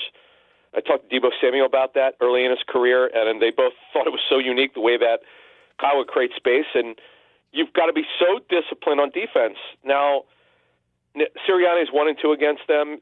The first year I wouldn't. They got blown out. I wouldn't even worry about it. The other one is when Purdy got hurt and the Eagles crushed them. Josh Johnson played in that game, ironically. And the one in the regular season where the Eagles got hammered. Now that was in the midst of all sorts of chaos with the coaching staff. But Vic Fangio, as he talked about today, he's gone against Kyle before. It's been a while. It's been 8 years. But it's even more extreme because they don't have guys who could win one-on-one. This year, it's Juwan Jennings, number 15, Mike, who's really good. DeMarcus Robinson is a journeyman receiver, good special teams player. Ricky Pearsall, the best receivers, hurt. He now has another new injury. It's hamstring, in addition to the PCL sprain and the ankle. And, of course, McCaffrey is the first guy you got to stop. And then, their offensive lines are not great. And then you got Kittle, of course, who's the best two-way tight end in the NFL. There's talent there, but it's not the same with that Ayuk. Ayuk is the one guy who could win one-on-one, no problem. Yeah, he was driving around the stadium in his car the other day when they were playing. I mean, it's the most bizarre situation. And then, you look at their offensive front, up front on their offensive line. Trent Williams, if he doesn't play, and he is iffy for the game here, what do we make of this offensive line? Because I would be stunned if he doesn't play. I understand he couldn't go last week with a hamstring injury. The kid Pleasance, he got handled. Now, Seattle, it's interesting. Seattle's defense They don't have any A-level pass rushers, but they're really deep at edge, and their scheme under Mike McDonald, the head coach who calls their defense, they got them. I mean, the Niners, whose offense at times has been phenomenal, they led the NFL in efficiency for about 7 or 8 weeks. They got shut down last week. The Eagles don't play a scheme anywhere like this, so we need to be careful. But Fangio, see, what Vic wants to do is not blitz and play as much man coverage. Like their man coverage rate, Mike, is way up this year. Yet another surprise for Fangio this year. Earlier in the year, they were blitzing way more than we expected. Now it's down to as close to the normal level, but they're playing more man coverage, and you can do that. Now Pearsall, if he plays, Mike, you're not worried about Pearsall because if he was healthy, if he didn't have an injury, that's a different story. Pearsall's phenomenal short area quickness, but if he plays, he'll be playing on one leg basically. So you're playing that scheme, Mike. They've gone against Shanahan. They know what it looks like. They have the tape. They're breaking it down. Fangio knows what he's looking at. It's a little different from McVay, by the way. It starts with a run, though. It starts with McCaffrey, play action like you can't believe. You got to be disciplined. It's very deceptive. The illusion of complexion, and you've heard of McVay talk about that. There's a lot of that here. They're not the most talented offensive line, but Shanahan does all he can for moving pocket to get Purdy rolling, and Purdy's got great feet. He's very quick. Mike, the Eagles must be disciplined. They've got Josh Johnson, old man Josh Johnson, who turns 40 in May. He got them last week, Mike, on the run. Yes, he did.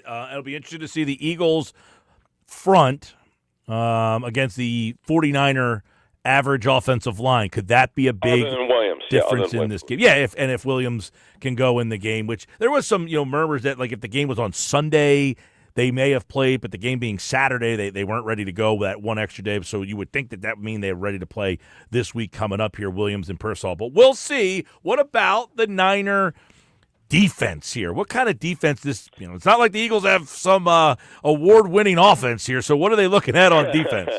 Mike, but they give up big plays in the pass game. Their run defense is inconsistent. They're just not great on the front because, look, they're down 2 edge rushers. Nick Bosa, second ACL injury in his career. Michael Williams, their first-round edge rusher out of Georgia, also an ACL. That's crushed them. Bryce Huff starts. I mean, he's had a nice season. Number 47. Now, he's back in the wide 9 with his guy, Robert Saleh. They worked together for the Jets. I mean, he's had a nice season. He's a pure speed rusher. They know. It's not like the Eagles don't know what to expect from him. You know what I'm saying, Mike? He won a Super Bowl with them last season. They're not strong up the middle. They're down 4 linebackers most likely this week. Michael Kendrick's younger brother, Eric, will be starting. Bethune had been starting for Warner. He's out. He's having groin surgery. D. Winters, number 48, with an ankle injury. He's very questionable. There actually could be down. I'm looking at it now. My notes here actually could be down 5 linebackers. Yeah. Depends what happens. We know the Eagles are going to come out running, okay? And the weather, by the way, right now, I'm crazy obsessed with weather. High 40s. Now, it's going to be windy. It could be 20 to 30 mile-an-hour winds on Sunday. I hate to break it to you. I hope it doesn't happen. The forecast, by the way, has changed a lot over the last 48 hours. No, it's not going to be 60 as some people guessed. Right now it's going to be the high 40s, but that doesn't stop sometimes your ability to throw the football. If when gusts drop down, coaches will throw the football.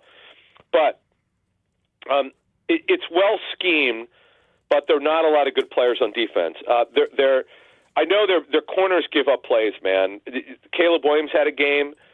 They had one game, Mike, this season. Let me make sure I get this correct. I think it was over 450 that they gave up. Of all quarterbacks, Jacoby Brissett. Now he threw it 57 times, but Mike, he completed 47 out of 50. Jacoby Brissett, Mike, for 452. And if you had him for fantasy, you were like, this is unbelievable. Brissett's a great backup. And by the way, in that game, 2 receivers combined for 300 yards. They can get God. I mean, you could get them, but you got to get to them. I mean, that's the thing. You got to protect well. And Mike, this Eagles offensive line, I know the Niners have one of the worst pass rushers in the NFL, and they'll know how to handle the wide 9. But the question is, can they run against the Niners with how disappointing the interior of their we know their offensive line's been disappointing, but the interior especially, Mike, this season. By the way, as we're having this conversation, the Niners show you how desperate they are on defense. They have just signed former Eagles linebacker Kaiser White, and they might have to play him on Sunday. Who knows? You know what's crazy, Mike? Kaiser White was a guy that he played very well for Gannon and the group in 22. He's been out of the league for a while. He could cover. He actually moves fairly well. But I would assume he'll go to the practice squad first, and we'll see what he looks like for today's practice. They practiced in about half an hour. And another cool thing is, Mike, we're back to regular practice week. Thank goodness. Wednesday, Thursday, Friday, walk through Saturday, game Sunday. Nice stuff. All right, Adam Caplan, real quick before we get out of here today on this Football at 4 Tuesday, the injury problems, too. This is going to be a storyline in this game. Philadelphia chose to rest their guys. They get through healthy. You should see Lane Johnson. There's a lot of reporting that he will be back at practice on Wednesday. It looked like today that Vic Fangio said that Nakobe Dean should play on Sunday. Flip side, San Francisco played on Saturday, and that was a fist fight, and they got some injury problems. Yeah, they get the extra day, but in fact, Curtis Robinson might start. He was inactive last week, number 59. Mike, right now, the big one for them is Ricky Pearsall. Again, as I said earlier, I don't know what kind of physical shape he's in. The hamstring is new, and this is the unfortunate. He got shot last year, if you remember, in downtown San Francisco. Thankfully he recovered well from that situation, and he was actually drafted when he got drafted. Mike, at the time, I actually remember reporting this. He was dealing with a shoulder problem. He's been out more than he's been available in his career in 2 years. That's been a big problem for them. This is, to me, now we'll see when we do the show Friday, Mike, how I feel. But right now, I give the Eagles a lean here. I'm definitely leaning towards the Eagles. But I think I actually won the picks. I know Jeff picked against the Eagles more than Greg Cosell and I did for a pregame show. I think I have to ask Jeff. I think I actually won it this year. We don't do it against the spread, but I think I fared better picking Eagles games this year than my two comrades. Anyway. All right. By the way, I don't know if you guys looked at the tape on this. I would love to see somebody. If Jeremiah Trotter Jr. had to play, I remember the game last year against the Giants that he got a chance to play. I think he had like 15 tackles in that game. He was all over the place in the game there. When did you ever think you would ever say the Eagles have an unbelievably depthful linebacking core, right? Well, it's funny. Another nugget for you. So our friend Derek Gunn and Barrett Brooks, Barrett, former Eagle, number 77, who's worked for NBC Sports Philly. Ray Dinger is away. He's away on a cruise or something overseas. So Barrett's pinch hitting, and I know I asked Derek today on the show that Jeff and I did. We did a roundtable with Derek, but those two guys know Barrett and Derek especially because he's covered the team for decades. I actually put that to Derek today. When is the last time, or when can you remember an Eagles linebacker group being this elite and this great and this deep? And he couldn't remember one. I don't know because Jeff reeled off a bunch of names where they were pretty average. Dhani Jones, Levon Kirkland, who I met at a Super Bowl back in 2005 in Houston. You could go through all the names, and we know we don't want to crush like the Nate Garys of the world who the fans couldn't stand. But Mike, they're so deep there. It's kind of mind-boggling. I want to tease my friend Joe Banner, former Eagles president. He actually told us on our show one year they were throwing darts in the 7th round. This is the Greg Lloyd Jr. stuff. Brian Roll, remember him from Penn State, who was like 5'8" and whatever he was. I'm just joking, but he was small. They don't do that anymore. I give Howie credit. I never thought I'd see the day when he'd throw the towel in on just ignoring linebackers. You can never say that again. And you might remember I said on our show 2 years ago or 3 years ago, I know our fans love this at ITB, I said, folks, I promise you from being the training camp, I don't know how good they're going to be. They will not be an embarrassment anymore. And since then, Mike, you could argue from 1 to 5, certainly 1 to 4. Is there a better group in the National Football League at pure linebacker? I don't think so. Not the way Trotter plays. I mean, he's probably the fourth guy on the list behind Campbell, Bond, and Dean, obviously. And if Trotter played, I mean, that play he made on the goal line, he stood the back up, drove him. I mean, it was, by the Not way. big either, Mike. He's small. And he's smaller, right. By the way, the Niners did announce that Tatum Bethune is out for the season, so he will not play on Brain Sunday surgery, as well. There you go. More news on the Niners. We'll do it again on Friday with Adam. Tomorrow we'll do it with Jeff. This is Football at 4. Thank you, bud. You guys, thanks. All right, Adam Caplan, everybody. Football at 4 on the Sports Bash Live, 97.3 ESPN. And, of course, that is brought to you every day by the Fanatics Sportsbook at Ocean Casino Resort in Atlantic City. We'll be back there Monday. So the Niners signed Kaiser White. Remember him from the Eagles? West Virginia guy, by the way. He played on that team that went to the Super Bowl in 2022. He went to Arizona with John Gannon, and I don't know where he's been. I mean, he's a free agent. They just signed him off the street right now. They put him on the roster. That's the desperation that this Niner defense has at this stage of the season. Can you imagine having to pick up a guy like Kaiser White the week of the playoffs, and you're saying we might have to play this guy? Eric Hendricks is going to start for them.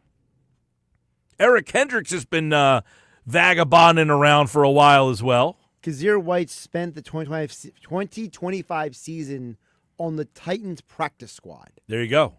Now, he had a good year here in Philadelphia. Not great. Not in, like, unbelievable. But good enough that they made it to the Super Bowl that year. Good enough made it to the Super Bowl, and good enough that Jonathan Gannon wanted to bring him with him to Arizona. For those who are wondering, he spent 2 years with Gannon in Arizona. He was injured for part of the 2023 season, but started all 17 games last year. Solid year. I mean, he had, 137 total tackles, 9 tackles for loss. He was a solid player. Yeah, well, as Adam said, he's good in coverage. He's a little smaller, so you can run the ball. But if Kaiser White has to suit up and play for them on Sunday, that's a big advantage for Philadelphia. And I think, we just talked about the injury situation. They got guys hurt in the game on Saturday night. Yeah. They got guys hurt in that game on Saturday night. And Philadelphia did not. Big difference. 609-403-0973. 609-403-0973. The amount of people that guessed the blizzard of 96, by the way. On this day 30 years ago, I said, what happened on the East Coast? People all said the blizzard of 96. Nick from North Cape May said the snowstorm of 96, 26 inches. Brian in Cape May Courthouse said the blizzard, watch from Maui on an epic surf trip. How about Lucky that? him. Another one said blizzard of 96. This guy said, blizzard 96. I was 7 years old, but I remember it well. I had a blast. Now, what did you do in the blizzard of 96? That you had a blast. You couldn't get out. You couldn't get outside. Well, maybe he was out, Couldn't get outside. Well, where's he 20 to 40 inches of snow, this guy said. I remember driving. We drove. Now, to get to West Virginia, you have to take 68 to 70. And that's like the national highway. We couldn't move. It took us 10 hours to get to West Virginia from here. You might be like, it's like the snow. Oh, it's going to snow. It's going to snow. It's going to say, we'll be fine. So we took off. Now, my dad drove. I don't even think I had a license at the time. By the way, so this is Nick from North Cape May. 96. I think I know what he might have been doing. So there's that bridge. Were you with him? No, but I know a lot of people who live in that area. So there's a bridge that goes from North Cape May to West Cape May, and a lot of people, when it snows, they grab sleds and they sled down the hill. Yeah, I mean, I understand that there's stuff you can do if you can get out of the house. That was my point. Away. 26 inches of snow. It was very difficult for people to kind of get out. Was kind of what I was getting at there. I get it. Like, if you live in Linwood, you go over to mainland and you go down the hill at the high school. If you live in Egg Harbor Township, you go over to the nature reserve, yada, yada, yada. Everybody has something that they could do in the snow. It was whether or not you could get there was the problem. Well, to me, it's if you want to get out, most of the time you can get out. Now, a lot of kids today, they might rather be in the house and play video games or scroll on TikTok than go outside. All right, coming up, Sports Bash Live, 97.3 ESPN, the 97.3 ESPN free mobile app. By the way, live video, we are back on the 97.3 ESPN YouTube channel. You can watch the show on the 97.3 ESPN YouTube channel and at Mike Gill Show on the Twitter X platform. Do you think Nuggets is a guy who would go out when it snows? Think he stays in the house? Good question. Probably stays in the house, although he's not a video gamer. He's not a gamer, so I don't know. I just don't know if he's an adventurous weather individual. That I can't answer. Can't answer that question. But Nuggets is up next. Knicks Nuggets here on the Sports Best plus 5 o'clock tonight. Sal Paolantonio recaps the 2025 Eagles season, gives us his thoughts on sitting the players. I haven't heard Sal Pal's opinion on this. He was out in, I think, Denver for the game on Sunday, so I haven't heard his comments on the decision the Eagles made. So you'll get those comments at 5 o'clock tonight with Sal Paolantonio, and then One Thought Every Game, Casey Joyner, right here on the Sports Bash on 97.3 ESPN.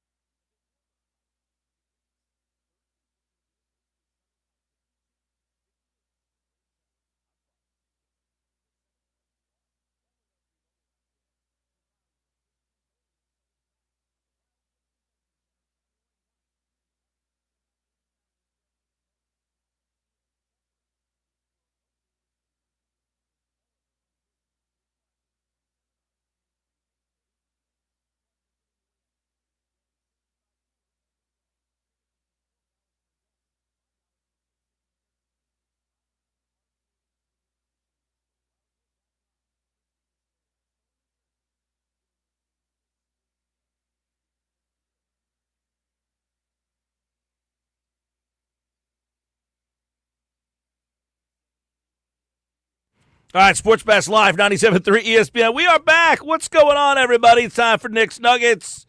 They're brought to you today by Broadlee's Plumbing, Heating, and Air Conditioning, your trusted source for heating, plumbing, service, and installation for generations. Call 609-390-3907 online, broadlees.net. Nick Earnshaw is back. He is the producer of the Locker Room Weekends on 97.3 ESPN, Earnshaw Radio, and more in 2026. Busy guy. Going to the Birds game on Sunday. A little double disco, are you going?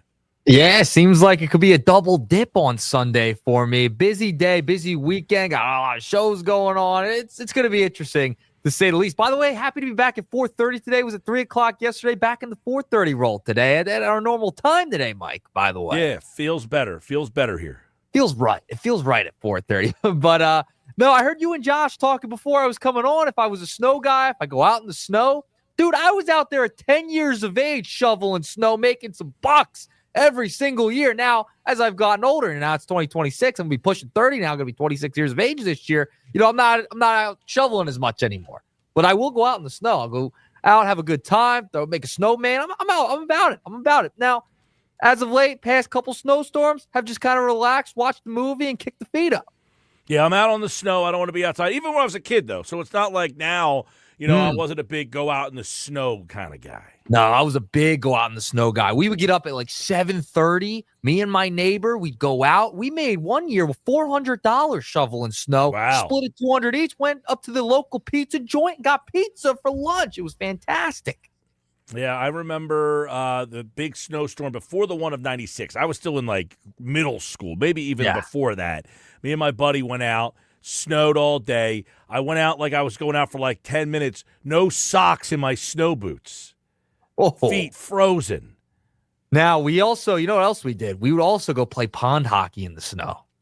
I haven't played pond hockey in a long time, and I miss it because, like, I feel like we've had more milder winters over the past couple of years. My teenage years, tween years, we were playing hockey out in the local pond and in the back in the woods. It's a great time. Oh, yeah, I was out in the snow all the time growing up, all the time.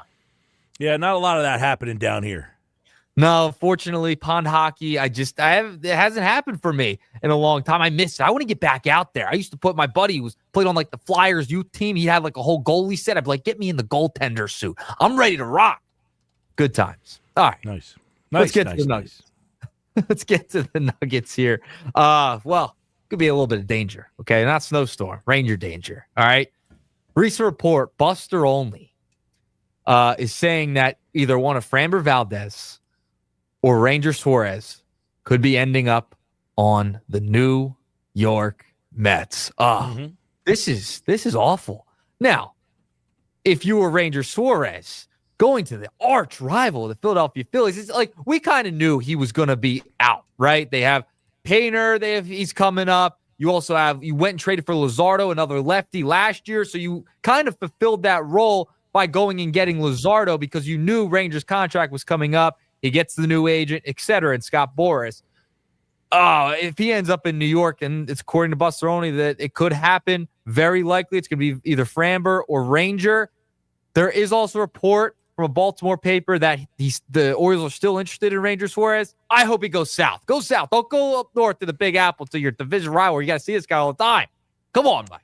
Well, listen, the Mets haven't done anything of substance all offseason long. The Met fans are starting to get a little bit worried about, we haven't done anything. What are they going to do? If they make a move like this, can you imagine a situation where Rangers pitching against you in a big series right here at Citizens Bank Park in the month of September? You can't have that happen. But if they get Framber Valdez, that's another big guy who has shut you down in the past and has been a thorn in your side. So if the Mets can go out and get either one of those two guys, that's a big-time difference than, what. Now, by the way, the Mets have a lot of those young pitchers that you had to face a bunch last year that gave you all sorts of problems. So, they have a very young, talented.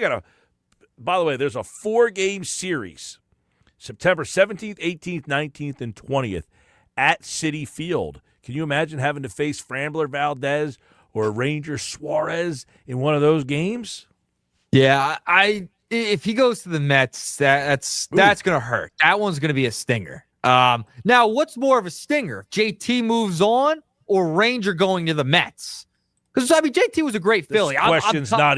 This isn't even a blink of an eye question. JT was a good Philly. He was a great Philly. He was liked by this fan base very much so. Same with Ranger.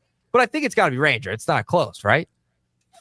It's not even a discussion point. JT Realmuto at this point, beloved by this fan base. You can't argue that. Yeah, but I don't need to see him anymore. Like, if you're asking me I could choose between the two, I'm taking Ranger Suarez back. Not even a question. Well, I understand that, but I mean, which is going to sting more if they leave, right? Same thing. Ranger. I would take Ranger back here, and if Ranger leaves, it's going to sting more than JT. To me, JT Realmuto has become he's an average to below average offensive player.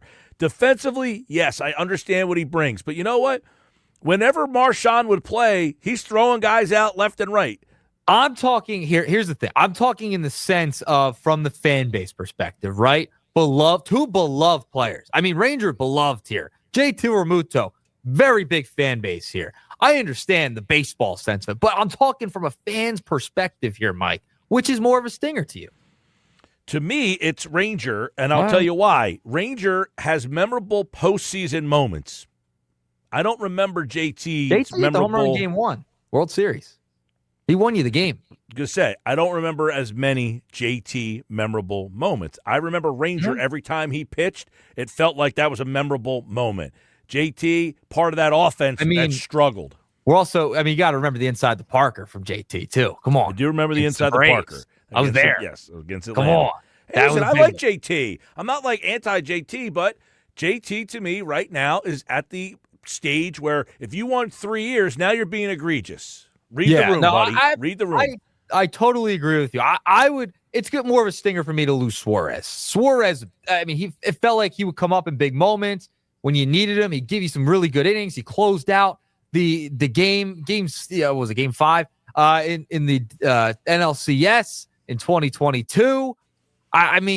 He's a big deal. Like, they both had moments here, and they were both a key part of this run and this core over the past couple of seasons. I think, and Ranger, you could get more years out of. JT, we're looking at cooked. He's almost at cooked at this point. When it comes to the bat, you see the numbers going down defensively too. He doesn't have the same pop time as much anymore. So, for me, I'm totally with you. But I could see where someone would make the case for JT Realmuto because, listen, very important to the run here over the past couple of years. Kept that pitching staff in line. Came up with some big hits in the postseason. So I could see the perspective of JT. I understand the people who have loved his career and, are big JT fans. If you're asking me which guy left the team would be a bigger stinger, him going to the Mets or JT going to wherever, Suarez going to the Mets or JT landing wherever he goes, Suarez going to the Mets, not even a question. Now, what if Suarez went to the Orioles? It's not where does JT that go then?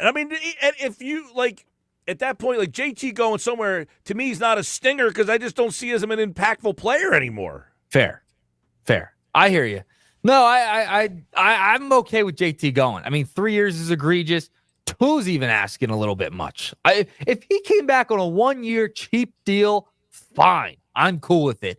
But at this point, if you could save all that money and put it into a bat that's going to be here during the core of their career for the next couple of 2 seasons, you get something out of them and make an impact on this lineup, I'm for it. And then you bite the bullet at catcher. I talked myself into it. There are other offensive options at catcher, and that doesn't make this lineup it doesn't make it much different. But JT should be hitting 7th. I agree.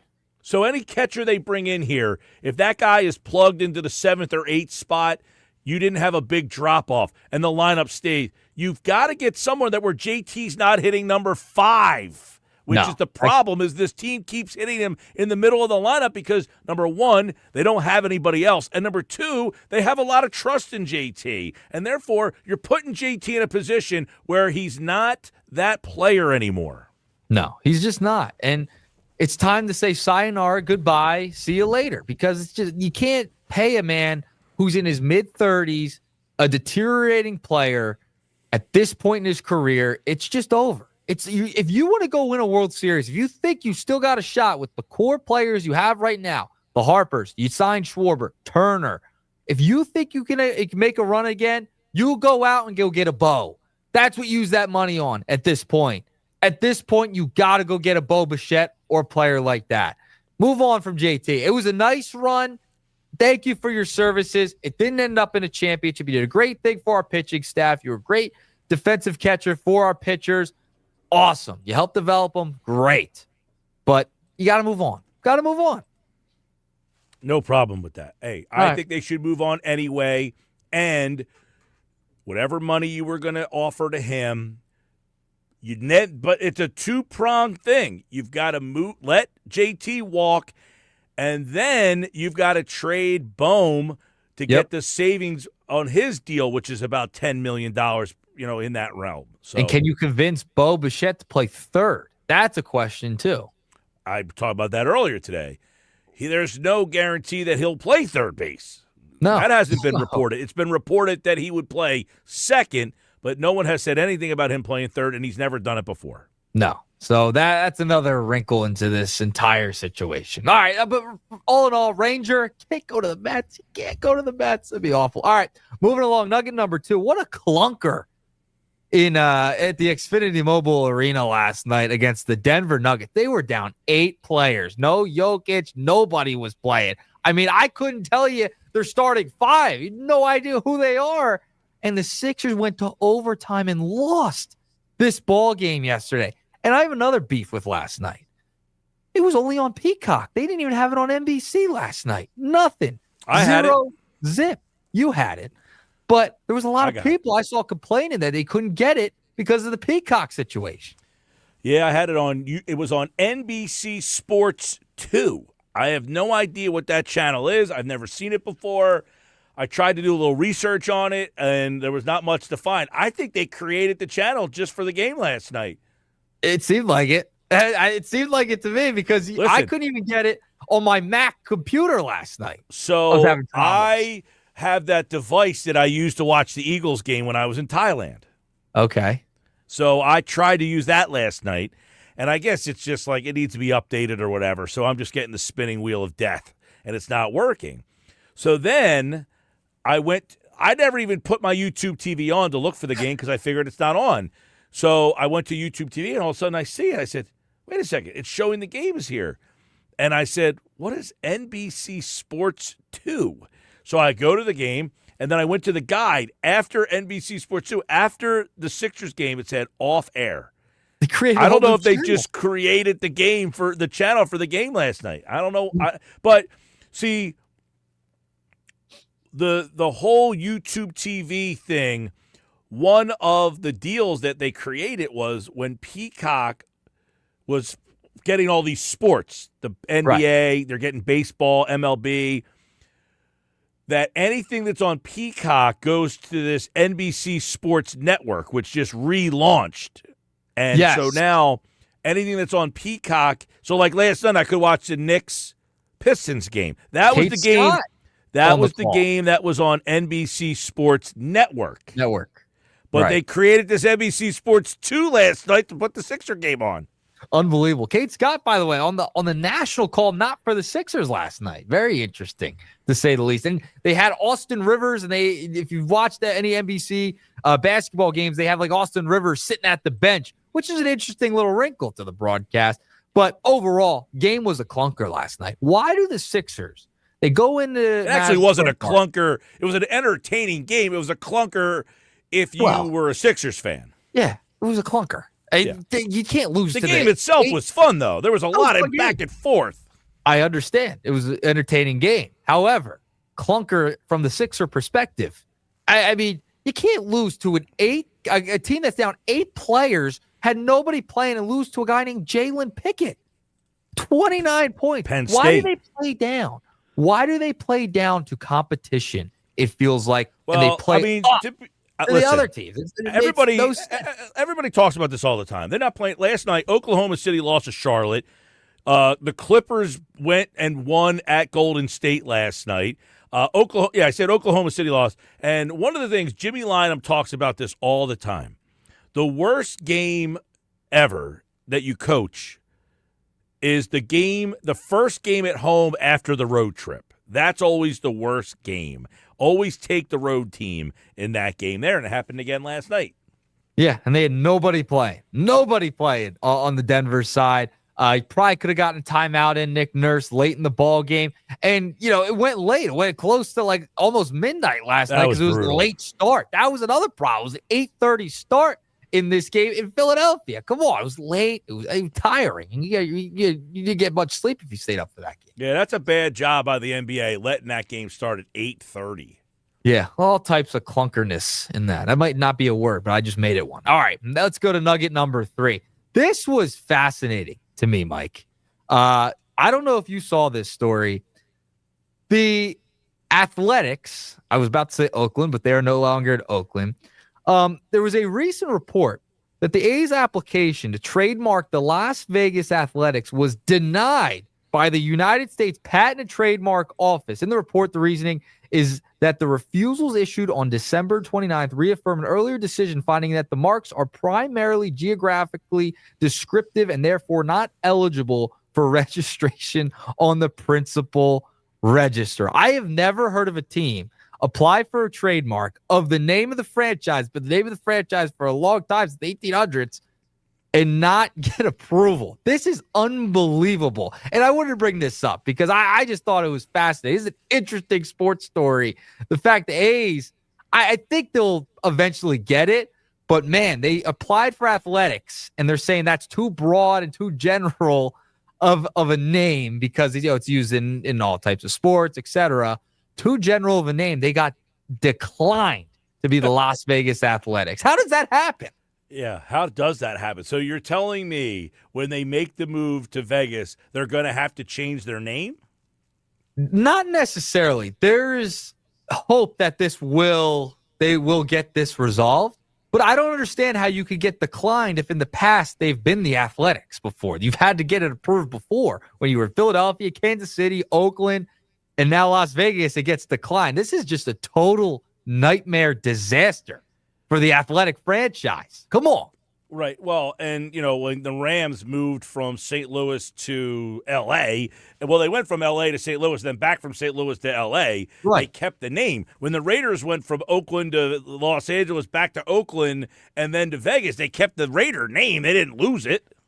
The office is saying, the trademark office, the United States, is saying it's too general. The name Athletics is not general.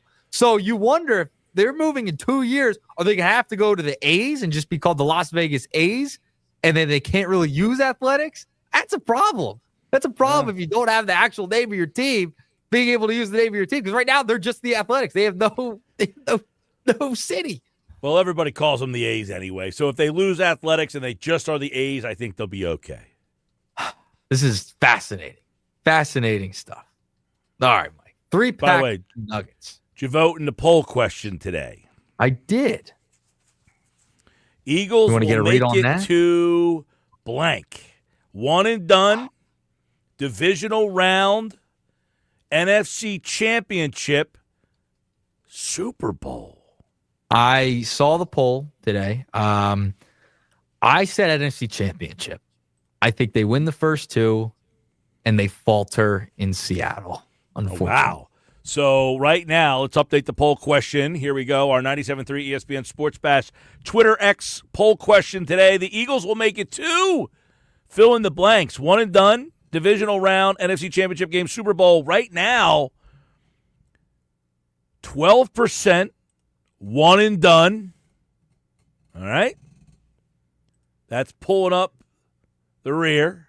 20% say the divisional round. Okay. 27.5 say the NFC Championship game. And 40% of Sports Bash listeners on Twitter X today say the Eagles will make it to the Super Bowl. So it seems that 40% are not all that concerned that they sat their starters because they're going to make it to the Super Bowl anyway. I want to be in the 40%. I'm just very, very concerned about the offensive coordinator. I just don't know. I feel like there's going to be a moment. They're going to look good for like a week or two, and then they're going to run into a good defense and really falter. It just feels that way. And I hope I'm dead wrong. I want to be dead wrong here, Mike. I want to be dead wrong. Yeah, of course. I mean, we all want to see them win the Super Bowl. No one's saying, you know what, I want to be right because I said they're going to lose in the. Well, some people right do. now, I did not vote yet, but right now, if you said the Eagles will make it too, you're going NFC Championship game, and man, I don't even know because Seattle to me goes down. I have a feeling they go down, but it's so wide open. I feel like we're going to get a weird playoffs. I think this is a type of year where you could see a 6 or a 7 seed go to the Super Bowl. Could happen. All right. Well, we'll see it all unfold. It starts Saturday. We have the double disco right here on 97.3 ESPN. That first game is Rams, Carolina, then the Packers and the Bears. So you got 2 good games. By the way, keep this in mind. The Rams played Carolina a couple weeks ago. They lost that game. Yes, they did. We talked about that yesterday on the Nuggets in the 3 o'clock hour. So for 4:30 listeners, you just tuned in. We talked about that. Carolina has a shot here. It's not out of the question. And they're at home, which is crazy. Well, and the game a couple weeks ago was at Carolina. Yeah. So, hey, you never know. It could be one of those years, in my estimation. By the way, the Phillies have signed left-handed relief pitcher Tucker Davidson to a minor league deal. He pitched with Atlanta, Kansas City. He was in the Korean baseball organization last year, pitching in the KBO. So Phil's adding a little bullpen depth. You see Kaiser White, the former Eagle linebacker, just signed with the Niners. Oh, wow. How about that? For this week, huh? Getting all the intel you can for this squad. All right, San Francisco. I'd see you. Well, I don't know if there's a lot of intel. I mean, he hasn't been here in quite some time. No, it's been all right, that's today's Nuggets. Earnshaw's back tomorrow with more Knicks Nuggets here on the Sports Pass Live 97.3 ESPN. All right, man. See you. Peace. All right, there you go. Today's Nuggets on the Sports Pass brought to you by Broadlee's Plumbing, Heating, Air Conditioning, your trusted source for heating, plumbing, service, installation for generations. Call 609-390-3907, online, broadlees.net. All right, when we come back, it's a Sal Pal Tuesday with ESPN Sal Paolantonio wrapping up the 2025 season, and we'll get his thoughts on the Eagles' decision to sit their starters in the game. What does Sal Pal say about that coming up next? Plus, we'll also break down everything that could happen in this game on Sunday as the Eagles get ready for the San Francisco 49ers. And then one thought every game. Casey Joyner joins me at 5:25 tonight. Casey Joyner's one thought every game here on the Sports Bash in about a half an hour from now. So stick around. When we come back, Sal Paolantonio recaps the Eagles' 2025 season, gives his perspective on sitting players, resting players versus going for that game on Sunday. What does he say about it? Find out. Sal Pal next.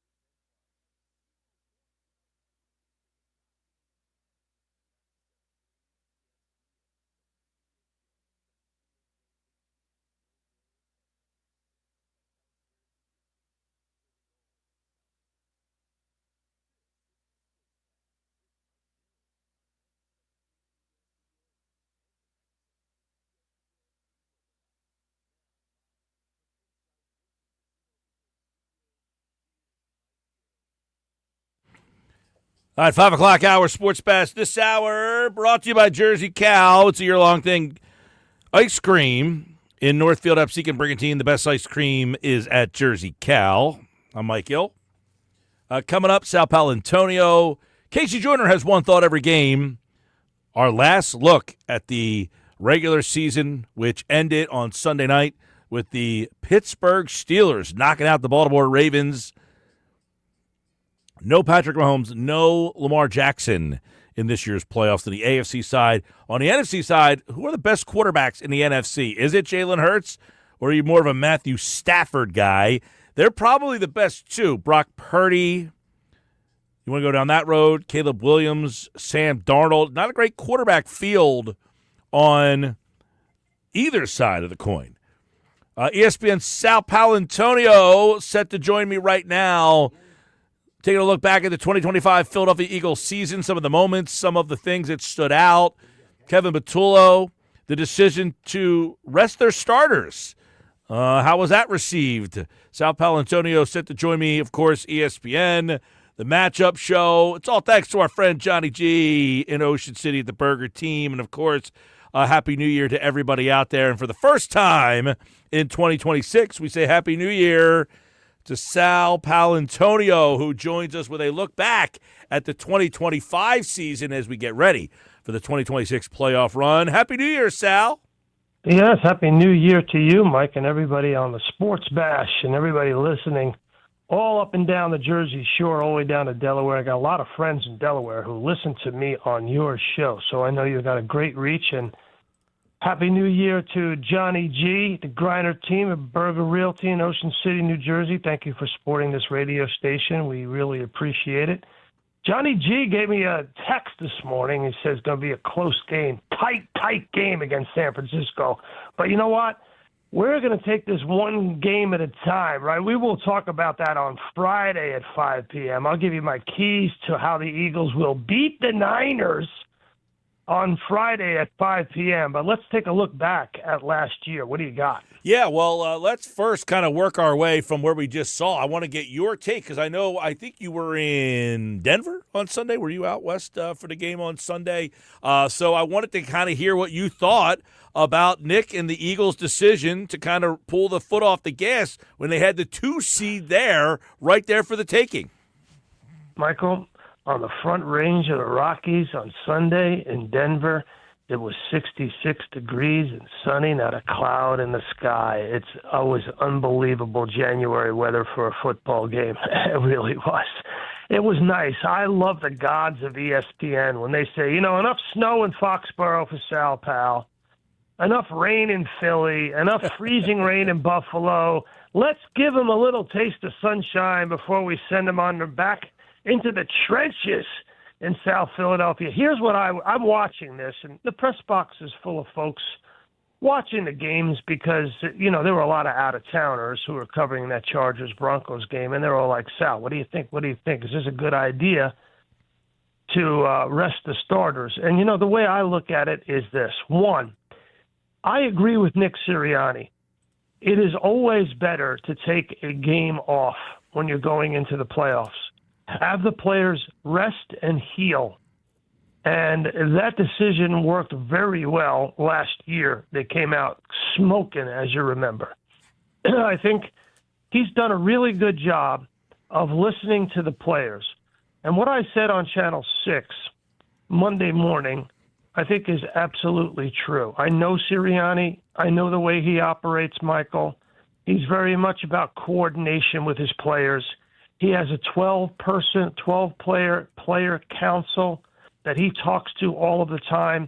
He makes no big decisions about anything regarding this football team without consulting the players involved, whether it's Saquon Barkley, rushing record in MetLife, or overall last year, whether it's Jalen Hurts, what do you want to do on offense, or whether these players need to be rested and ready to go. And I'm sure, 100% sure, that he consulted the Players' Council and the players were on board with this decision.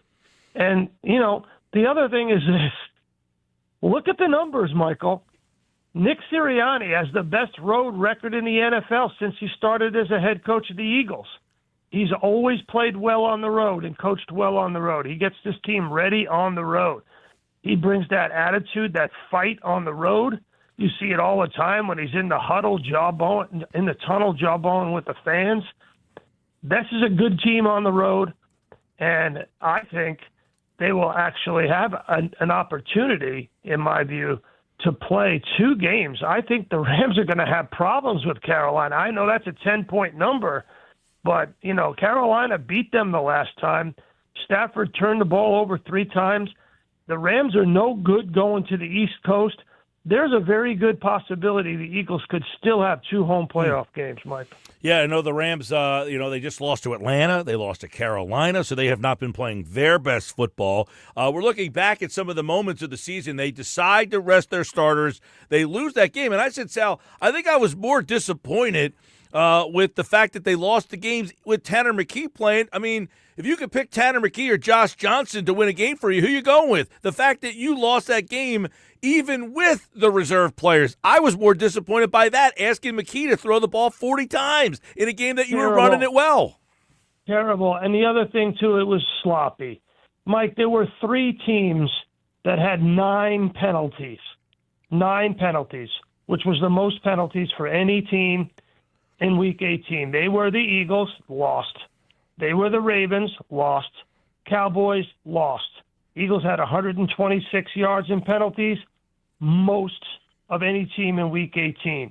Sloppy performance by the backups. And a lot of that was a lot of personal foul, pass interferences and stuff in the secondary that shows you couldn't afford to get someone hurt and have to play some of these guys in the secondary. And I talked about it.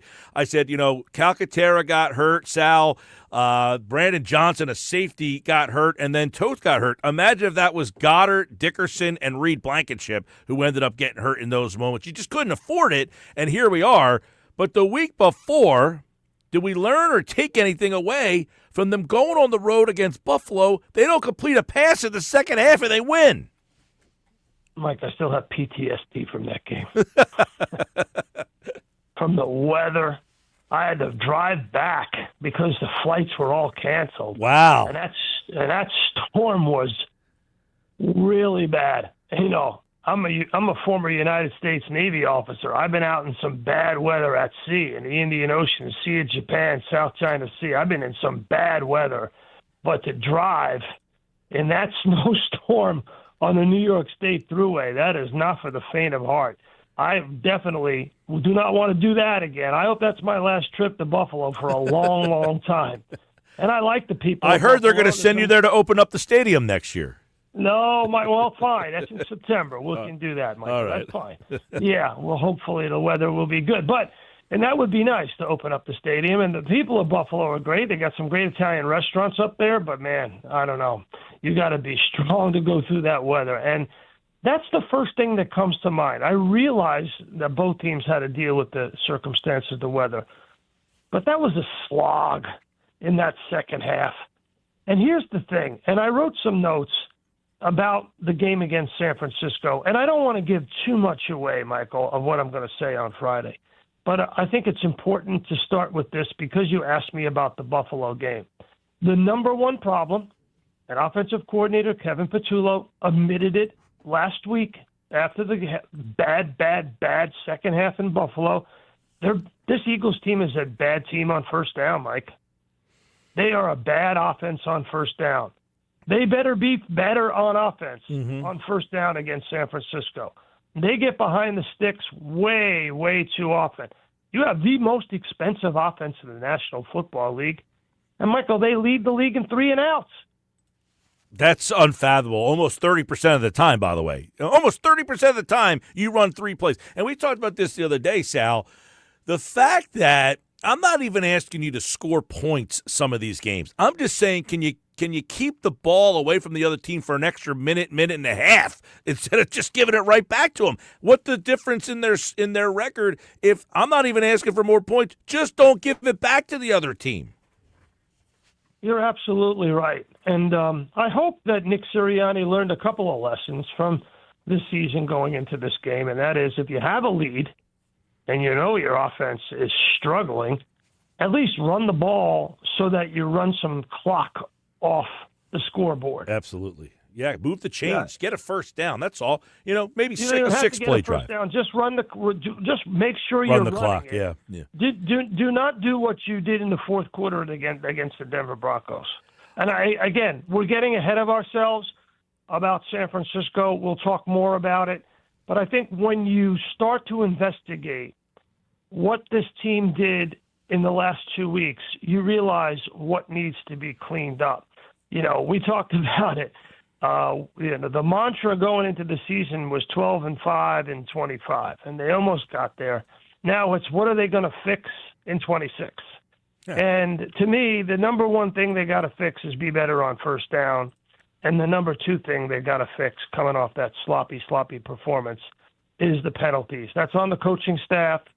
That's teaching by the coaching staff, and you can't have 9 penalties for 126 yards against the Niners, or we're going to have a different conversation next week about this football team. Well, we're going to have a lot deeper conversation on the Niners on Friday, but right now, Sal Powell looking back at some of the moments. We looked at Buffalo. They had a 3-game win streak there, but before that, they beat Washington and Vegas, and people kept saying, I can't take a lot from those games. And then a lot of that was based on the 3-game losing streak. Chargers, Bears, Dallas. When you look at that little stretch of, from November on, where they lost 3, then won 3, did we really find anything about this Eagles team as they enter the playoffs? Yes, I think we did. We saw some good and we saw some ugly, and we definitely saw a whole lot of bad. And I think the Monday night game, it was Jalen Hurts just having brain lock and turning the ball over. Last week against Washington's backups, it was just sloppy, inexcusable sloppy play, undisciplined play that led to 9 penalties and 126 yards in penalties. I think that's the number 2 thing. And then overall, from the start really of the Dallas game in the second half, they can't do anything on first down of any importance or any consistency or any dominance. And I hope that's the number one thing that Kevin Patullo fixes, because that's the number one thing he talked about in his post-game press conference. They absolutely have to fix that. Sal, last week I believe you were on Sportsmanlike, or maybe Get Up, one of the shows in the morning. You said you think this Eagles defense is better than last year's defense, and then you said, but the offense still has questions. Let's look at that defense, because you look back before that 3-game losing streak, they had won 4 in a row, and a lot of that was their defense. They gave up 7 against Green Bay, 9 against Detroit, really shut down New York with 20 points, gave it to Carson Wentz in Minnesota, 22 points. Do we look at this defense and say, you know what? Yeah, it's better than last year's defense. I said it on Get Up, and I do believe that it's better than last year's defense because they have the added experience. They have Jalen Phillips. Carter and Davis are both playing at a much higher level than they were last year. Moro Jomo's been fantastic. Jihad Campbell has, gotten steadily better. The thing about the difference between Jihad Campbell and Nakobe Dean is, Dean, a lot of what Vic Fangio does defensively is there'll be checks at the line of scrimmage that the middle linebacker, the guy with the green dot on the back of his helmet, has to call. And Nakobe Dean is so good at that.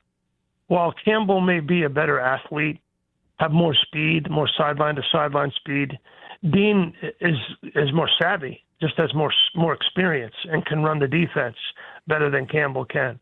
So you always hear Sirianni or Fangio or the team in general in the locker room talk about how important Nakobe Dean is. That's the reason. To me, Dean's ability to change on the fly and call the defense, I think, is the best thing that he brings to the team. Now, I think he does get caught up in the wash. I think there's opportunities for him to make tackles that he didn't.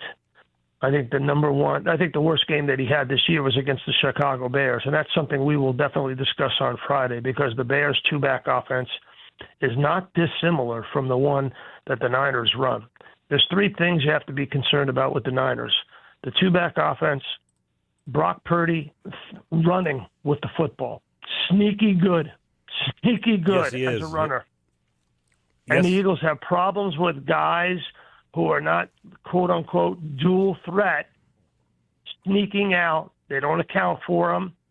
Dean doesn't have the greatest speed. If they don't have Campbell on the field, that's a problem. Yeah.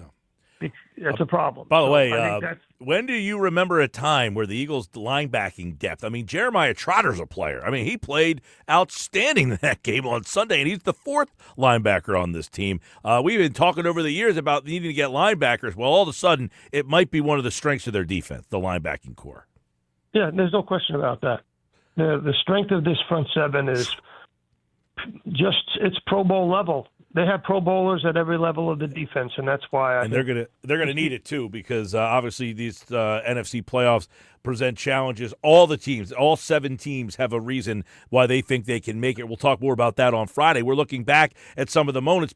They played Green Bay out of the bye. Before that, they played the Giants. They played Minnesota. Then they lost to the Giants. And before that, they had that game against Denver. And that was the one game that opened eyes a little bit. They had a 2-score lead in the fourth quarter and couldn't win that game with the defense. Was that an eye-opener on Sunday, October the 5th? Sure was. And I was just out in Denver, Chargers at Broncos, and the Broncos played all of their starters on offense and defense, and the Broncos did not score at home in a game for the number 1 seed in the AFC. The Broncos offense did not score a touchdown. So I think if that Broncos team played this Eagles defense where it's currently constituted, they wouldn't score a touchdown either. That's a big thing with Denver this year. They're like the Eagles, where their offense has just been. Now they've come up big in some moments, but the defense, the offense of Denver has been a big question mark. And you look at the start of the season, you go all the way back to Dallas, Kansas City, the Rams, Tampa Bay. That was 4 teams where you thought, man, that was 4 really good teams. You look back, Tampa Bay didn't make the playoffs. Kansas City ended up having a terrible season. Dallas didn't make the playoffs, but they got off to that 4-0 start, and that looked like a very challenging start of the season. Yeah, the thing is, Michael, I look at you look at the Denver game. That should have been a win, and they should be 5-0. But they allowed the Giants to run up 34 points. That to me was the worst game of the year. And think about how that game factors in. You'd be the 2 seed, and you don't even have the conversation about whether guys should have played in that game or not if you take care of business on the road against the New York Football Giants. You're right. That's the most disappointing game of the season, bar none. I don't know what other one you would even put up there. Maybe the Chicago game, the way they came in here in your building and basically. Chicago's a good team going to the playoffs that won their division. So, I mean, there's that. But the thing is, Mike, let's look at the big picture. The big picture is on the last day in Lincoln Financial Field last year, the Eagles dump trucked the Washington Commanders and sent them home and went on to win the Super Bowl.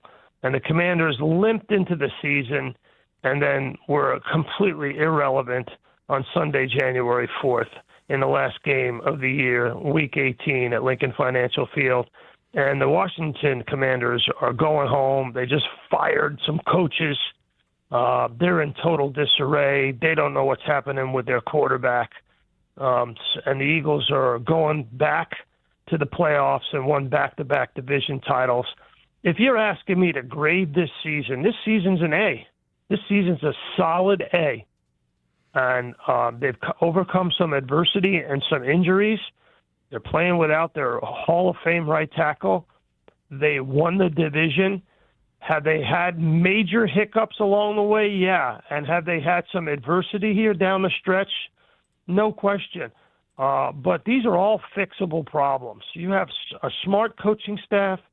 You have players that are highly paid, and they know how to win. They showed last year that they know how to win.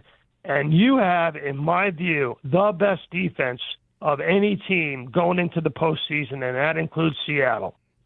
All right, well, we'll talk a little deeper about this on Friday. You just heard from Sal Pal, best defense in that NFC field, including Seattle. And, of course, the Eagles take on the Niners. We'll talk deeper about that matchup on a Sal Pal Friday. This has been a special Sal Pal Tuesday, looking back at the season, and now the playoffs are here. It is a Sal Pal Tuesday. Thanks to Johnny G over there at Burger Realty in Ocean City. And, of course, Sal Pal, we will talk to you again on Sal Pal Friday. Thanks, bud. Okay, Michael. Happy New Year. And, of course, Sal Pal right here, ESPN, national NFL reporter right here on a Sal Pal Tuesday, a special Sal Pal Tuesday here on the Sports Bash. By the way, some breaking news during that conversation. It looks like we have a big NFL coaching move.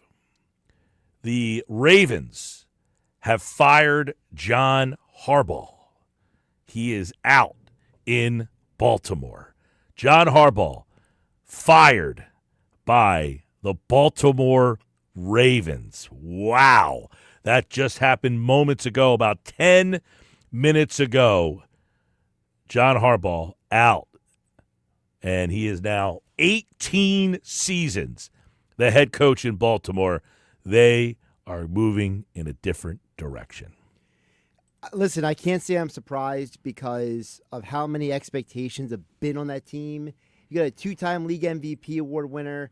You have a roster that has had some great talent on these teams. You've been close in so many games.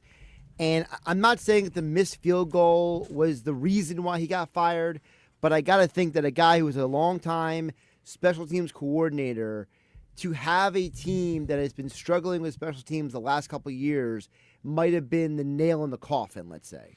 18 years, John Harbaugh gone. He is fired. And by the way, they did not make the playoffs this year, and obviously that was a highly disappointing thing. They were one of the favorites at the beginning of the year. They did have a lot of injuries this year. They did Probably the right time to move on. I wonder how quickly someone will scoop him up. Very quickly, because I think what gets overlooked in the conversation is the fact that part of the reason they were in the predicament they were in is because when Mike McDonald left for the Seahawks job, they wanted to replace in-house. They went with Zachary Orr. That decision did not go over well with some people. It had a horrible start to the defense this year. They were horrible for the first 6 weeks defensively. Terrible. They finally came around near the end, but was a little too late.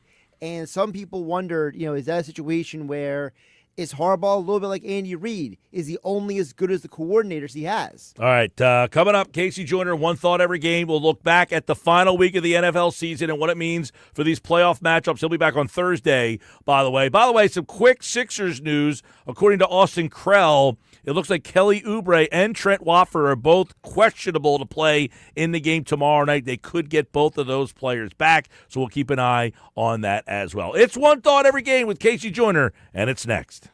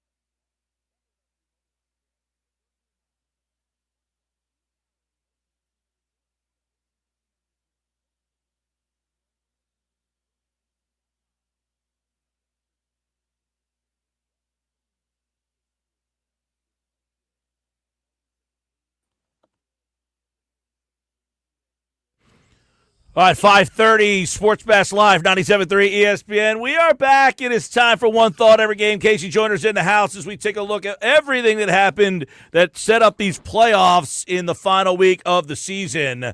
And he joins us right now. Casey Joyner from The Athletic here for the first time in 2026 as we wish him a happy new year and welcome back to the Sports Bash. Casey Joyner, what's happening, pal?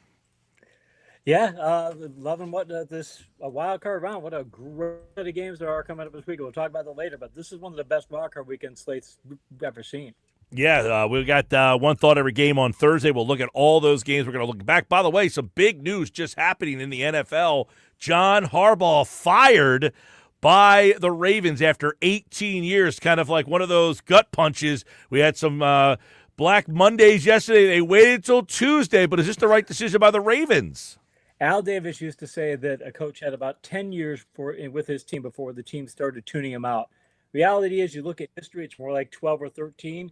But after 12 or 13 years, typically coaches don't win championships and their teams just don't play quite as well. Doesn't matter how good the coaches are, and you can go through every era. So I think that's what the Ravens said. It's like, we know Harbaugh's a good coach. He's just not the coach for us anymore. All right, well, that's the big decision there. We also saw firings in many different places. Pete Carroll out there. The Giants, of course, they made their decision earlier. So you're going to see new coaches all across the league. The Commanders got rid of Kingsbury, so you need an offensive coordinator there. You need a new defensive coordinator in Washington, new defensive coordinator in Dallas, new head coaches around the league. We'll get into all that, of course, in the offseason. But let's go back to the final week and some of the key games. I want to get your take on the Eagles' decision to rest their players in Week 18 against Washington when they had a shot for the 2 seed. Is rest more valuable, or the fact that 2 seed was in play, would you have gone for it? I think I might have gone and played for the 2 seed because if you look at the playoffs, you look at what's coming up and things, and you go, okay. I mean, the 7th seed is the Packers, and because is Seattle going to lose? Now, is Seattle going to lose in the next round? Could they lose in the next round? It's possible, and you'd rather not play them because Seattle's the best team in the NFC. You'd rather not play them. So, to me, I play for that 2 seed on the off chance that Seattle does lose. I'm not sure that they do. Look at they might end up facing who you could see in the next round. I mean, it's entirely possible given the quality of the teams here. Yeah. I think that there's a good chance that in 2 weeks, the Philadelphia's going to wish they would have played because they might end up playing somebody. If they play Chicago in the conference championship, play at Chicago and could have been playing at Philadelphia, play your starters, I think they're going to regret that. All right. Well, obviously, Philadelphia loses the game. I think, we didn't get a chance to talk about that game, but, Tanner McKee leading that offense against Josh Johnson. Are you disappointed that they lost that game? Yeah, disappointed in that it's hard. Look, you're playing a backup quarterback, you're playing a third-string quarterback. It's not an easy thing to say, hey, we're going to, it's all right, playing the way that they did. I get that, but you just got to do better than what they did. And it's still Bigsby doing what he did. He did okay in things. You had Smith out there so he get his yardage, you get where he needed to go. I thought that their players still were across the board better than Washington's. And again, you had a 17-10 lead in the third quarter, and then you don't play well in the fourth quarter. Does the team let up because it's like, hey, we're just playing now? We're playing for the next round, no big deal. It's like they didn't ascribe any sense of urgency to this game. I don't think enough sense of urgency and say, hey, we just let the fourth quarter go, and they wanted to win. But it's like once you tell the team we're sitting their starters, you tell them you don't care that much. It's just like I don't think you push that button, you flip that button back on as easily. We've seen it happen so many times. You go, we're just going to take a slack off button. We're going to go ahead and just play halfway this because we want to stay healthy. I think it sends the wrong message to your team, and that's not the message Eagles needed to send heading into the playoffs. Well, their offense has been a major problem all season long. We'll talk more about their offense on Thursday's One Thought Every Game. But let's go back to some of the big games on Sunday. Really, Saturday, Carolina-Tampa. That game was possibly a playoff. Tampa Bay wins it, but ends up getting bounced because Atlanta wins later. But Carolina loses that game on Saturday night, and that's how they enter the playoffs. And it's not a good thing for them to get there, but frankly, it's not that offensive pass interference. Maybe they win that game. They know they went toe-to-toe, and so it's okay. You're 8-9, but hey, you get in there, and you don't have to apologize for it from that perspective. But Tampa getting the win, are they going to keep their coach and things? I think it's one of those situations where if I'm Carolina, I look at Carolina over the course of the season. If you say, did Carolina deserve this or did Tampa Bay deserve this? I know tiebreakers league, but I'd say who's the better team? Carolina's the better team. So I think at the end, the right team won out. All right, one thought every game. We're looking at some of the key games. Seattle, San Francisco. We know Philly plays San Fran. Talk a little bit about this game here and what we kind of take away from it, because this was for the number 1 seed, and San Francisco took a couple mega punches and never got off the mat. Mike McDonald is a really good coach of the year in my estimation. The defense playing as well as it has, because the Niners early in the year their offense kind of struggled because they had injuries and such. Okay, you live with that, but look, they had everybody. They got Purdy, they got McCaffrey, they had Jennings, Kittle, Robinson. They had pretty much everybody that they needed. They didn't have Pearsall, but that okay, fine, it's one player. But look, they had their players, and you go in there and shut them down to 4.1 yards per play and only 3 points. It speaks very well, and that's the thing. That's why. Hey, you don't want to face Seattle in Seattle. You don't want to face Seattle at all on things. You want to face them in the last round. You don't really want to be in that situation where you got to face them and things. That I don't. It's just one of those situations where Seattle's, like I said, Seattle right now, that to me is the Super Bowl favorite. All right, one thought every game. We'll pick out some random games here and see how they affect it. But New Orleans, Atlanta, this game did matter because Atlanta ends up winning the game, and that puts Carolina in, and then they fire their coach after winning 4 straight. They do. It's surprising because Atlanta – I'm never an advocate of firing a coach just because if you have a little bit of a subpar season. Okay, well, your quarterback got hurt and things, and I think Atlanta's still a pretty solid team. I don't like the fact they fired their coach because I don't think that coaching is always the problem. But I got to give them credit. The Saints seem to be playing really well. I like where they're headed. Shaw is a good quarterback. I think I think he's going to be a guy we're going to talk about next few years and things. But for Atlanta to play as hard as it did, it does speak well for their coach, because if you're thinking maybe he's going to get fired and the team still played hard for him, I think it says something about the way they respect him. All right, one thought every game. Here's another game that didn't have a lot of meaning, but Cleveland beats Cincinnati, and then they fire their coach. Kevin Stefanski is out, and you would think that Stefanski will be a hot commodity.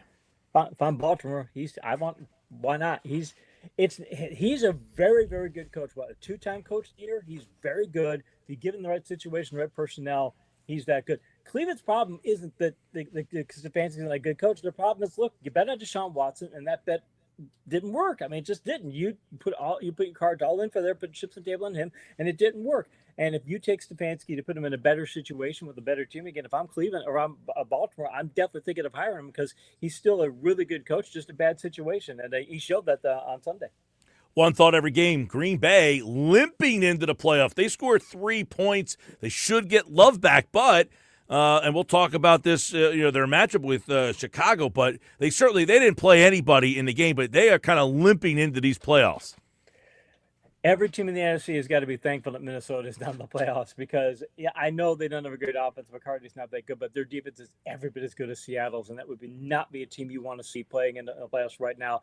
And for Green Bay to do what the Green Bay at the end, they kicked the field at the very end to say, hey, we didn't get shut out. I get that, but it's kind of a slap in the face because, like, that defense kicked your tail because you guys play backups and they're playing that good. So, again, Green Bay, I get why they did it. And anything to play for, but at the same time, that's not you don't want to be heading in the playoffs with that kind of momentum. All right, one thought every game. Detroit plays Chicago. The Eagles need this Detroit win, and they go down to the final minute of the game. Detroit kicks the field goal. They win it. Chicago limping in. They lost by giving a 42 the week before. They needed an onside kick the week before that to not go in on a 3-game losing streak. Is Chicago running out of gas?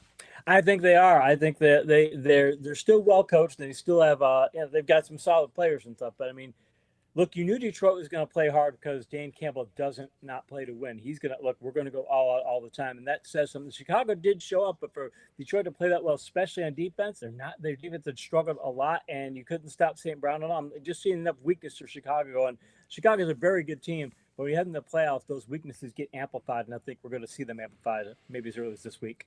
All right, one thought every game. We talked about Harbaugh being fired. Baltimore goes on the road to Pittsburgh. It looks like they have a chance to win it. Pittsburgh misses the extra point. Baltimore comes back, gets a 4th down pass. They get an easy field goal. It's missed by Tyler Loop. The coach is fired. Baltimore's out, and Pittsburgh moves on. And if he makes that kick, Baltimore doesn't fire Harbaugh, especially if Harbaugh goes out and wins the playoff game. I doubt they fire him and things. It was like, hey, we knew we may want to make a change as an organization. This gives us the opportunity. But by the way, the blessing of the holy water in the end zone, it's like, okay. It's one of those, it feels like terrible Towel-esque sort of thing where it's just there's kind of a hex or a jinx or, something the football gods are smiling down upon that and things. Pittsburgh is good for them to make it and things. And it speaks well. They didn't play down to their competition level, which they've done this year. But Pittsburgh still strikes me as a one-and-done team. All right, one thought every game, picking out a couple key games from the last week of the season here. Most of those are the ones that had some sort of impact, but let's look at some of the playoff teams where you had Tennessee and Jacksonville. Jacksonville played their guys to win that game, and they absolutely blew the doors off Tennessee, who went through a rough year. But Jacksonville now, should we take them seriously? Oh, yes, we should take them seriously. Hey, Denver, I look at the whole playoff, all the playoffs in the AFC and go, okay, who's that much better than them? Nobody. They're that good. And Cohen knows that's why I'm really on their bandwagon, because it's like, okay, look, don't lose your momentum. They had momentum. They said, no, we're going to keep it. In fact, I thought that as well as Tennessee had been playing, I predicted that Jacksonville wins. I do that article for the Athletic every week for the straight up picks and against the spread. I figured Jacksonville wins. I don't have any problem with that. But I just thought Tennessee would keep it close to like 12.5-point cover. I mean, not even close. It's like even people thought they were going to, there was a big spread on that, and they just destroyed the spread. So Jacksonville, that momentum carries over. I think it's something that they're going to be thankful they did that in a couple weeks. A couple more. We'll look at some of these key games. We had Indianapolis play Houston. Houston, another team. They kind of played their guys. We're watching what was going on. Then they pulled everybody out, and they held on 38-30. But that's a team, their defense has been the story for them all year. They have, and Mills had played earlier this year, so he's not a great quarterback, I think, but he had played, and to say, okay, we've got him out there and things like, you're not put like Clayton Tune for Green Bay. I mean, I get it, and I get the other guys are hurt, and I get that, but I mean, come on, you're not going to do anything with the third string quarterback. But Mills had done something, and they'd utilized a lot of other players. So in Houston's case, you can always say, we're going to play our starters. We're also going to keep our backups. We're going to put them in there and, try and keep them sharp headed into the playoffs, because we're a team that's been using a lot of our depth anyway. So I like Houston's game plan there. I like also the fact that Indianapolis, you don't fire your coach and you don't fire your GM, because you realize that, hey, if Jones doesn't get hurt, you got to get a better backup quarterback, and that has to do with Richardson, the whole situation. But you get a better backup quarterback. Riley Leonard did okay, but you got to do better there. But that was a quarterback getting injured situation. This is not a badly coached or a badly GM team. So I like that they didn't fire their clear-out house there. All right, one thought every game. We'll take a look at L.A. Chargers. They didn't play anybody. Denver wins the game, and they are the 1 seed. Surprising that Denver couldn't do more, but that's a Jesse Minter defense. Even if he's, they kept some people out there and things that you can't do. You in defense, you still got to play some of your starters and things. But they're that well coached, and to go, okay, we're not, we don't have anything to play for, and we're still going to keep it close. I mean, third quarter, it's 13-3, or it's 10-3 at halftime, 13-3 early third quarter, and only win 19-3. It speaks well for the Chargers to say, hey, we're going to still try and play hard here, even though, and mind you, with them, it's more justifiable because Herbert has been banged up. You got to get him healthy. So I understand putting Lance up there and doing what they're doing. But Denver to win like they did is good. But, man, for Chargers to say we're going to keep this thing close, it showed that they're going to make Denver earn it. One thought every game, Miami, New England. New England had a shot to get the number 1 seed there. Doesn't work out for them. But, New England, Denver, Jacksonville, a lot of new kids on the block out there in New England now trying to make a run after missing the playoffs the last couple of years.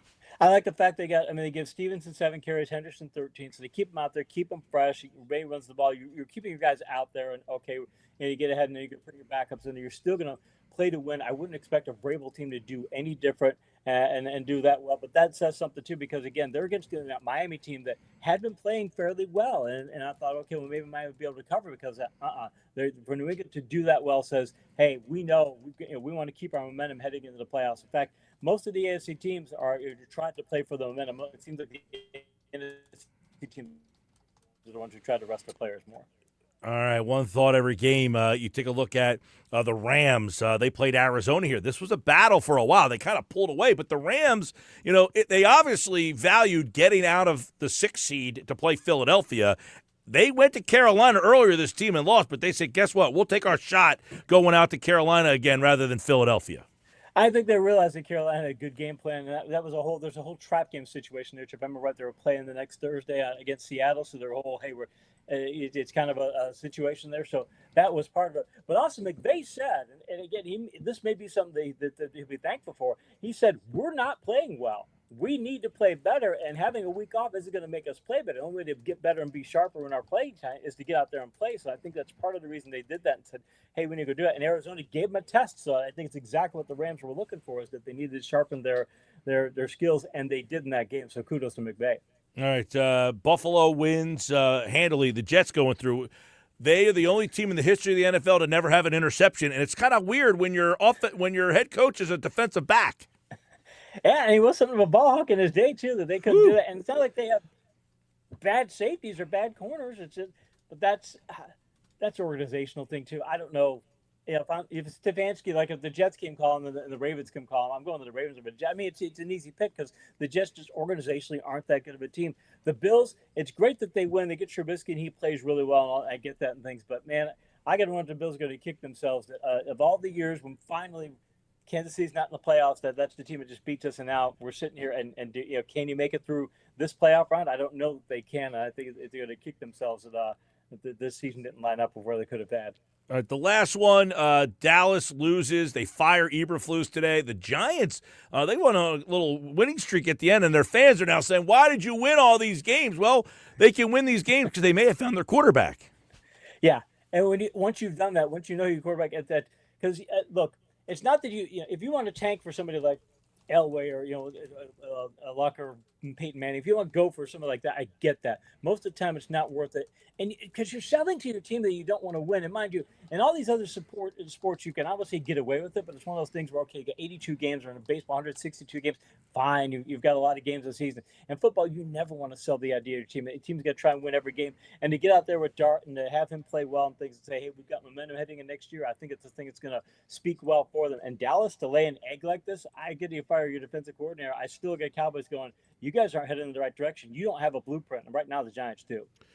Well, there you go. That was Week 18 and how it all unfolded. Some of the games had some meaning, some of the games did not, but it came down to the final kick of the final game to set the playoff field, and we will talk about those games. One thought on all the playoff games when Casey joins us back on Thursday right here on the Sports Bash Live on 97.3 ESPN.